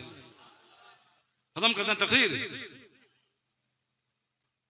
तकरीर करने के लिए 2 बजे का टाइम होता है, तकरीर करने का टाइम है 10 से 12 बजे के बाद नात सुनिए, हदीस कुरान सुनने का टाइम। वो तो आप लोग जबरदस्त तरीके से सुन रहे हैं, इसलिए से मैं सुना भी रहा हूं, वरना ये वक्त है दूसरा काम करने का। तकरीर करने का टाइम है 9 से लेकर 12 के बीच में। जलसा को अट्रैक्टिव बनाइए, पुरकशिश बनाइए और मीनिंगफुल बनाइए। 2 घंटे का जलसा हो, बिल्कुल खचाखच सारे लोग भरे रहें, हदीस कुरान का पैगाम पहुंचे, उसको लोग सुने, मस्त होकर अपने घर चले जाएं, अपनी जिंदगी में इंप्लीमेंट करने की कोशिश करें, ताकि फिर अगर कल महफिल सजे तो लोग यह ना कहे कि कल गए थे, हमारी नींद खराब हो गई, हमारा कारोबार चौपट हो गया, आज भी जाएंगे तो हमको कौन खिलाएगा। नहीं, महफिल हो, दिन की महफिल, जुमा की महफिल, और रात में भी 12 से पहले की महफिल, ताकि महफिल के बाद 5 घंटे सोने के बाद सुबह बंदा फजर पढ़ के खेत चला जाए, स्कूल चला जाए, कॉलेज चला जाए। यानी जलसा को बोझ ना समझा जाए। आज जलसे उजड़ क्यों गए? क्योंकि हमारा निजाम है 12-1 2 बजे तक नाच सुनना, उसके बाद मौलाना साहब को बुला देना, कुर्सी को तुम तकरीर सुनाओ, फिर उसके बाद शिकायत लेके बैठ जाना, तकरीर नहीं जमी, मजमा नहीं रुका। ये बताइए 4 घंटे 5 घंटे से नाच सुन के रहेगा, वो क्या रुकेगा? आदमी है नींद में क्या है, वो उसके पेशाब है, पखाना है, नींद का गलबा है। हम लोग तो डेली जागते हैं, चलो ठीक है, हम हालांकि कई दिन से नहीं सोए हैं, अभी भी सिर्फ 10 मिनट आंख लगी होगी कि चलिए हुए, क्योंकि उसके बाद गए तो वहाँ कुछ फोन से बातें थी, कुछ टिकट बनाना है, कुछ फिर ईशा की नमाज पढ़नी है, उसके बाद सब फारिग होकर जैसे बिस्तर पे लेटे 10 मिनट नहीं सोए होंगे कि बस पैर दबाना शुरू किया और आ गए। कई दिन से ठीक से नहीं सोए, नींद का खुमार, बैठे थे लग रहा था कि गिर जाएंगे। लेकिन उसके बाद जब ये हदीस रसूल की बरकत है कि जब मैं सुना रहा था तब बीत गए घंटा 1.5 घंटा हो गया, और बिल्कुल जैसे कोई ताज़ा दम होकर तैयारी करके आया हो उस हिसाब से बोल रहा हो। नहीं, कई दिन से नहीं सोया हो। परसों बनारस में सर में चक्कर आ गया तकरीर करते हुए, कई दिन से नहीं सोया था, मगर चक्कर थोड़ी देर के लिए तो आया, उसके बाद फिर 1.25 घंटे की तकरीर मैंने किया उसी हालत में। कोई दूसरा मौलवी होता तो तकरीर नहीं करता, चूंकि चक्कर आया, समझा मर जाएंगे कारिजुल्लाह की तरह। लेकिन मैंने अपने आप को संभाला, उसके बाद फिर 1.25 घंटे की तकरीर हुई। उसके बाद से चलो हमारी आदत है हम जागने, मगर आप लोग तो डेली नहीं जागते हैं, आप लोग तो कभी कभी जागते हैं। जब आप लोगों को आदत नहीं है तो आप लोगों की आदत के मुताबिक 12 से पहले 2 घंटे की महफिल सजे। कोई जरूरी नहीं कि सुबह तक क्या होता रहे, नहीं, 2 घंटे की महफिल हो, इस कुरान सुने लो, घर चला जाए। सिस्टम चेंज करना होगा, बदलना होगा, मकसद हयात तय करना होगा। वो बंदा गया, बोला भाई साहब मैंने खेत खरीदा है, खेत में हांडी निकली है, ये हांडी तुम्हारी है। क्या बात है, कोई बोलेगा? हम में से करोड़ों में से कोई नहीं बोलेगा। यहाँ तो दीवार खुरच के पैसा निकालने वाला। किसी घर में आग लगती है तो लोग वहां राख हटा के सोचता है कि यहाँ से चांदी का टुकड़ा निकल, किसी के खेत में जाके सोचता है कि वहां से सोना निकल जाए। ये सोच रखने वाला आदमी, जरा देखिए आला सोच का, मैंने खेत खरीदा है, हांडी नहीं, हांडी तुम्हारी है। इधर जब था उधर से भी नहले पे दहला ठोक दिया उसने। क्या कहा भाई साहब मैंने खेत बेचा और जो कुछ खेत में है सब तुम्हारा। सुभान अल्लाह, सुभान अल्लाह, जोर से बोले सुभान अल्लाह। उसी समाज में बरकत है, उसी समाज में रहमत है। वहां नमक रोटी खा के भी सब बादशाहों जैसी नींद लेते हैं। आप ही के समाज में आज से 50 साल पहले हम लोग बचपन में जब मेहमानी जाते थे तो किस तरह मुश्किल से लोग अंडा और मुर्ग और रोटी और चावल लोग तैयार करते थे, परेशानी के आलम में। साहिबे खाना के यहाँ कुछ नहीं है, हम लोग गरीब थे उस टाइम में, बचपन में। वहां मगर मेहमान इतने आते थे कि जो दोस्ती लगाने में माहिर, मदरसा पढ़ने के वहां से आए, वहां के समाज के किसी आदमी को ले आया, स्कूल गए, स्कूल से मास्टर को ले आया, जबकि कुछ नहीं था। आज सब कुछ मौजूद है, घर में चावल है, दूध है, अंडा है, सेब है, अनार है, सब कुछ मौजूद है, फ्रिज भरा हुआ। मेहमान ही नहीं है, मेहमान की आज तरस रहे, मेहमान नहीं आता। कोई आता भी है तो बस आया, बस मेरे पास टाइम नहीं है, गाड़ी खड़ी है, फलाना जाना है, जैसे कि वो बिल्कुल गाड़ी छोड़ करके स्टेशन से आया। पहले जमाने में 3 दिन लोग रहते थे, 2 दिन रहते थे, कहाँ घर में अंडा तक नहीं, रोटी तक नहीं है। मगर मालूम है समाज में इतनी मोहब्बतें होती थी, दस्तरखान सस्ता था, अंडा, मुर्ग, चावल, दाल सब आता था। घर वाला नहीं, आस पड़ोस के सारे लोग सारा मेंटेन कर देते। कोई अंडा भेज दिया, कोई मुर्ग भेज दिया, कोई आटा भेज दिया, सारे लोग। ये मोहब्बतें थी। और अभी सब बिल्कुल भैंस बन के बैठे हैं। ये मकान, वो मकान, वो मकान, वो मकान, वो मकान, ये टाइल, वो मार्बल, वो ग्रेनाइट, कारबार हो रहा है। ग्रेनाइट की आवाज, मार्बल की आवाज। हजरत चलिए जरा किचन देख लीजिए कैसा मार्बल है। हजरत जरा बाथरूम देख लीजिए कैसा कमोड लगाया है, कमोड, ताकि घुटना टखना में दर्द आजकल सबको हो रहा है, इसीलिए से कमोड लगाया। देखिए अच्छा है कि नहीं है। अल्लाह हौल वला कुव्वत इल्ला बिल्लाह। हम कहते हैं कि साहब को तुम बाथरूम दिखलाता है, पाखना करने की जगह दिखला रहा है तुमको। ये हिंदू के यहाँ जाके देखो, हिंदू का महल जाके देखो, 10 लाख का महल है और एक मंदिर ऊपर में बनाया हुआ है, मंदिर बनाया हुआ है। हमारे पड़ोस में एक हिंदू का घर है, वहां एक अपने घर के सामने बिल्कुल सजा करके मंदिर बना है। सुबह सुबह घंटी बजाता है कौन? बहुत करोड़ों का घर उसके पास है, बड़ा मार्केट उसके पास है। मैं सोचने लगा काश ये बात तो हमारे यहाँ इस्लाम ने दिया था कि तुम मस्जिद में एतकाफ करना और अपने घर में मस्जिद बैत बना लो, ताकि रमजान में तेरी बहन बेटियां एतकाफ क्या करें। अपने घर में एक कोने में लोग मस्जिद बैत बनाए, ताकि औरतें घर में कामकाज करें, नमाज के टाइम में वहां जाएं, वहीं नमाज पढ़े, और मर्द भी सुन्नत वहां पढ़े, फर्ज पढ़ने मस्जिद जाए और फिर सुन्नत वहां पढ़े। हदीस पर अमल होगा। अपने घर को कब्रिस्तान मत बनाओ। क्या मतलब? नफल और सुन्नत घर में पढ़ा करो, नमाज की बरकतें तेरे घर में शामिल हो जाएंगी। नफ्ल घर में फर्ज मस्जिद में अदा करो, तो उसके लिए एक अलग कमरा सारे लोग मुकर्रर करते थे। अभी भी मद्रास मैं एक इस्लामी बहन के घर गया, जबरदस्त छोटा सा रूम था, कालीन बिछे हुए थे, जमजम का पानी रखा है मदीना शरीफ का, उसमें ऊद है, उसमें सारे तोहफे हरम शरीफ के, कई बार उम्रा हज किया, सब था। मैंने कहा काश हमारे बिहार में ऐसा हो जाता।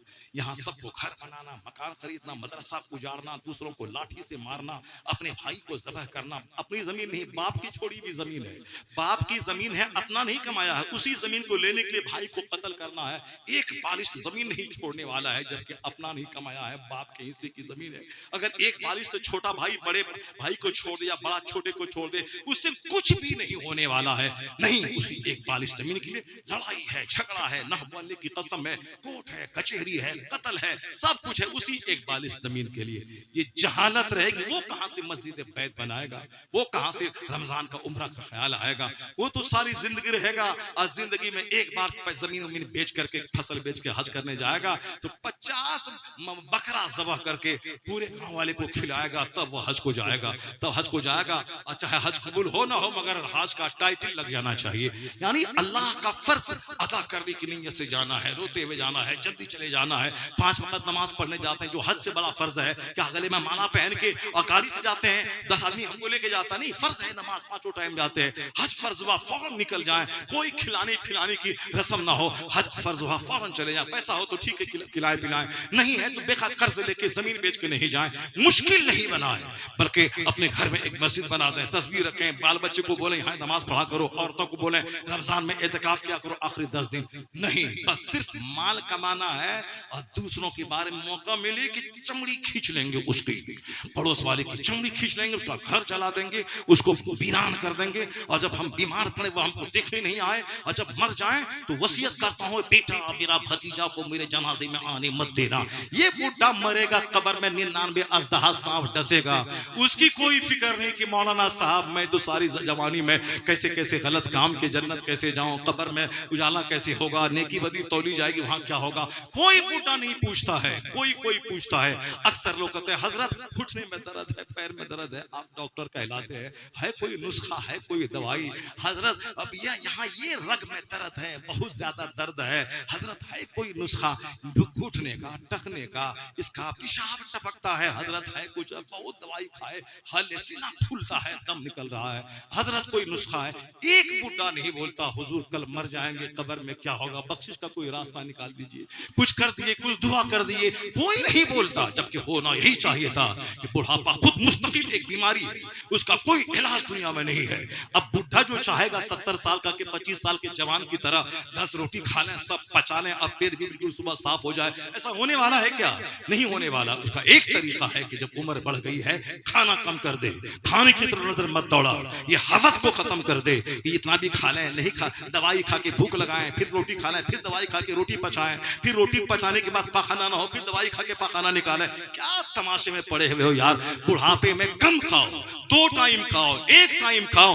अब देखो कि कल मौत आएगी मस्जिद में फजर के बाद, मेरी फला का आज ऐलान हुआ है, कल मेरी मौत का ऐलान होगा। जब नजर कब्र पे रहेगी, नजर मौत पे रहेगी, वो इलाज के बारे में फिक्र नहीं करेगा, वह दुरूद तिलावत कलमा के मरने के बाद मेरा बेटा कलमा पढ़ के मुझको बख्शेगा या नहीं। जब तक सांस है तब तक कलमा दुरूद पढ़ूं ताकि कब्र में सहारा हो जाए। ये अक्लमंद लोग ऐसा करते हैं, और ये जाहिल किस्म के लोग कब्र पांव में लटक रहा है, अभी भी सेहतमंद रहने का नुस्खा ढूंढ रहा है। कोई दवाई है तो बता दीजिए, कोई माजून है तो बता दीजिए अपने। अब जरा सुनिए गौर से। वो शख्स आया, कहा जमीन मैंने बेची है, खजाना उससे निकला है, सब कुछ तुम्हारा है। कहा नहीं, मैंने खेत खरीदा है, खजाना नहीं। वह बोला मैंने खेत बेचा है, खेत के अंदर जो कुछ है वह सब तुम्हारा है। अब दोनों में बहस हो गई। अब ये मसले का हल कहां से होगा? उस जमाने के जो पैगंबर थे, नबी, उसके पास वो दोनों चले गए अपना मुकदमा लेकर। हमारा नहीं तो हमारा नहीं, ये मुकदमा यहाँ है कि हमारा है तो हमारा है, हमारा है, नोचने का मुकदमा है। और वहां बेनियाजी का मुकाबला है, तुम्हारा दोनों का केस उस वक्त के पैगंबर ने सुना और कहा अंदर से तो बहुत खुश हो गए दोनों की दीनदारी और ईमानदारी और दयानतदारी को देखकर। आपने कहा कि देखो जी तुम्हारे पास बेटी है। कहा हाँ हुजूर, अल्लाह ताला का एहसान, मेरे पास बेटी है। दूसरे से कहा तुम्हारे पास बेटा है। कहा हाँ हुजूर, अल्लाह का शुक्र है, अल्लाह ने मुझको बेटा दिया है। कहा जाओ इस माल को अपने बेटे अपनी बेटी के दोनों को निकाह करा के उस शादी में माल को खर्च कर दो। सुभान अल्लाह, सुभान अल्लाह, सुभान अल्लाह। वमन यतवक्कल अलल्लाह फहुव हस्बुह, जो अल्लाह पे भरोसा करता है अल्लाह उसके लिए काफी हो जाता है। पहला दिन एक शख्स ने कलमा पढ़ा और आज 200 करोड़ नाम के साथ कलमा है। हुजूर ने मुसीबतें उठाई हैं, हुजूर ने खून में नहाए हैं, सरकार के दंदाने अक़दस शहीद हुए हैं, अपना पैदाइशी वतन मक्का छोड़ना पड़ा है, मक्का के 10 साल मैदान जंग में रहने पड़े हैं। आपकी बेटी सैयदा ज़ैनब को भाले से जख्मी होना पड़ा है। आपके घर में 2-2 महीने तक चूल्हे में आग नहीं सुलगती थी। यहाँ तक कि आपके विसाल के बाद सैयदा आयशा ने जो कंबल दिखाया, वो कंबल, मोटा कंबल, खुरदरा कंबल को देख के साहबे कराम रोने लगे। जिस दिन पैगंबर आजम का विसाल हुआ उस दिन आपके घर में चराग में जलाने के लिए तेल नहीं था। इस हालत में हुजूर का विसाल हुआ कि दिरअहू मरहूनतुन इंद यहूदिय्यिन बिसलासीन, यानी आपकी ज़रा एक यहूदी के यहाँ 30 सा गेहूं के बदले में रहन में रखा हुआ था। उस हालत में कौनैन का मालिक व मुख्तार दुनिया से जा रहे हैं, मगर हुजूर ने जो अखलाक, हुजूर ने जो तालीमात, हुजूर ने जो इस्लाम की तबलीग फरमाई, जो कुरान पाक का पैगाम आम किया, जो हुजूर ने अपने अखलाक से प्रैक्टिकल में लोगों वालों को खुदा का रास्ता दिखलाया, वो खुशबू जैसे जैसे फैलती चली गई, सारा अरब फतह हुआ, सारा अजम फतह हुआ। आज दुनिया के 200 से जायद ममालिक में 200 करोड़ कलमा पढ़ने वाले मुस्तफा के नाम पे जान हथेली पे लिए वे हाजिर हैं। हम गुलाम हैं या रसूल अल्लाह, जान है इश्क मुस्तफा, रोज वज़ू करे खुदा, जिसको हो दर्द का मजा नाज़े दवा उठाए क्यों। पता ये चला इस्लाम में वो कमाल अल्लाह ने रखा है कि जितना सब्र किया जाता है इस्लाम उतना पुख्ता होता चला जाता है, और जितनी दुश्मनी इस्लाम की बढ़ती जाती है उसमें कलमा पढ़ने वालों की तादाद में इजाफा होता चला जाता है। इसलिए एक हिंदुस्तान के मुसलमान याद रख, जिस दिन एक लेकर कलमा पढ़ा लोगों ने बोला मिटा देंगे, 1000 ने कलमा पढ़ लिया, फिर का इस्लाम मिटा देंगे, 1,00,000 ने कलमा पढ़ लिया। एक पैगंबर आज़म अपने एक लोते दोस्त के साथ मक्का छोड़कर मदीना आ रहे हैं। 10 साल के बाद पूरा अरब फतह हुआ, 1,24,000 का ठाटे मारता मजमा मैदान अरफात में आपके गुलामों का जमा हो गया। आपके विसाल के बाद दुश्मनों ने कहा इस्लाम मिटा देंगे, मगर आपने जैसी तरबियत की थी सहाबा की, सिद्दीक अकबर के जमाने में इस्लाम और स्टेबल होता चला गया, उमर फारूक के जमाने में और मजबूत होता चला गया। दुश्मनी बढ़ गई, इस्लाम मिटा देंगे, 5 लाख लोगों ने कलमा पढ़ लिया, फिर बोला इस्लाम मिटा देंगे, 5 करोड़ लोगों ने कलमा पढ़ लिया, फिर बोला इस्लाम मिटा देंगे, 50 करोड़ लोगों ने कलमा पढ़ लिया। 100 साल पहले इंडिया में बोला था इस्लाम मिटा देंगे, आज 40 करोड़ लोगों ने यहाँ, अब पूरी दुनिया में 200 करोड़ लोगों ने कलमा पढ़ लिया। यह इस बात की दलील है इस्लाम वो पौधा है जितना काटा जाता है यह हरा होता है, जितना दबाया जाता है उतना उभर जाता है, दुश्मनी बढ़ती जाती है, मुस्तफा के गुलामों की तादाद में इजाफा होता चला जाता है नूरे खुदा कुफ्र की हरकत पे खंदाजन, है नूरे खुदा कुफ्र की हरकत पे खंदाजन, फूंकों से चराग बुझाया ना जाए। आप अपना अखलाक अच्छा कीजिए, आप नमाज पंजगाना की पाबंदी कीजिए, आप गरीब बन के मत रहिए। कहिए या अल्लाह 1 करोड़ दे दे ताकि 2.5 लाख ज़कात निकालें, 100 करोड़ दे दे ताकि 2.5 करोड़ ज़कात निकाल दें। सोच बुलंद रखिए, मेहनत कीजिए, मुशक्कत कीजिए, स्ट्रगल कीजिए, जद्दोजहद कीजिए। अल्लाह तबारक व तआला क्या फरमाता है, हदीस कुदसी है कि तुम 1 हाथ बढ़ो मेरी तरफ, मैं 10 हाथ तेरी तरफ बढ़ जाऊंगा। तुम चल के आओ मेरी तरफ, मेरी रहमत दौड़ के तेरा इस्तेकबाल करें। चलने की कोशिश कीजिए, 1 कदम चलिए, अल्लाह की रहमत आपका इस्तेकबाल करेंगी। और इस मुस्तफ़ा की सीरत से इसका भी पता चला कि बज़ाहिर तो तकलीफ रहे, मुसीबत रहे, मगर कामयाबी हक को मिलती है। ऐसा लगता था कि इस्लाम की बुनियाद मक्का वाला उखाड़ देगा, मगर जीत किसकी हुई? जीत जालिमों की नहीं, जीत सब्र करने वाले मुस्तफ़ा की जमात की हुई। यह क़यामत तक के लिए गिरह बांध कर रखे, जीत हक वालों की होगी। आज अगर फिलिस्तीन में यहूदी जुल्म कर रहा है, बाल बच्चे पिलक रहे हैं पानी के लिए, भूख में नहाने के लिए, अभी लग रहा है कि ऐसा हो गया वैसा हो गया, अंततः जीत मुसलमानों की होगी। कंक्लूजन, जीत हक की होगी, बातिल की नहीं। हमेशा हक वालों की जीत रही है। वक्ती तौर पर परेशानी में पड़ा है, मगर अंजाम कार जीत मुसलमानों के हक में होती है। जाल हक व ज़हक़ल बातिल, हक जब आता है तो बातिल मिट जाता है। इसी उम्मीद और यकीन के साथ जिंदा रहिए। मरना तो है ही, चाहे आज मरे चाहे कल मरे, मगर मोमिन बन के मरे। इसलिए काफिरों का नाज नहीं उठाना है, काफिरों का कल्चर नहीं अपनाना है। बहैसियत मोहम्मदी, बहैसियत गुलामी मुस्तफ़ा अपनी जिंदगी जद्दोजहद के साथ और ट्रायल और आजमाइशों के साथ, मेहनत और मुशक्कत के साथ गुजारते रहना है। यहाँ भी मस्त रहेंगे, मरने के बाद मुस्तफ़ा के पड़ोस में जन्नतुल फिरदौस में मस्त रहेंगे। यही दुआ, रब्बना आतिना फिद दुनिया हसना व फिल आखिरति हसना व क़िना अज़ाबन्नार। अल्लाह तबारक व तआला हमको आपको सारे मुसलमानों को अपने नबी की गुलामी करने की तौफीक अता फरमाए।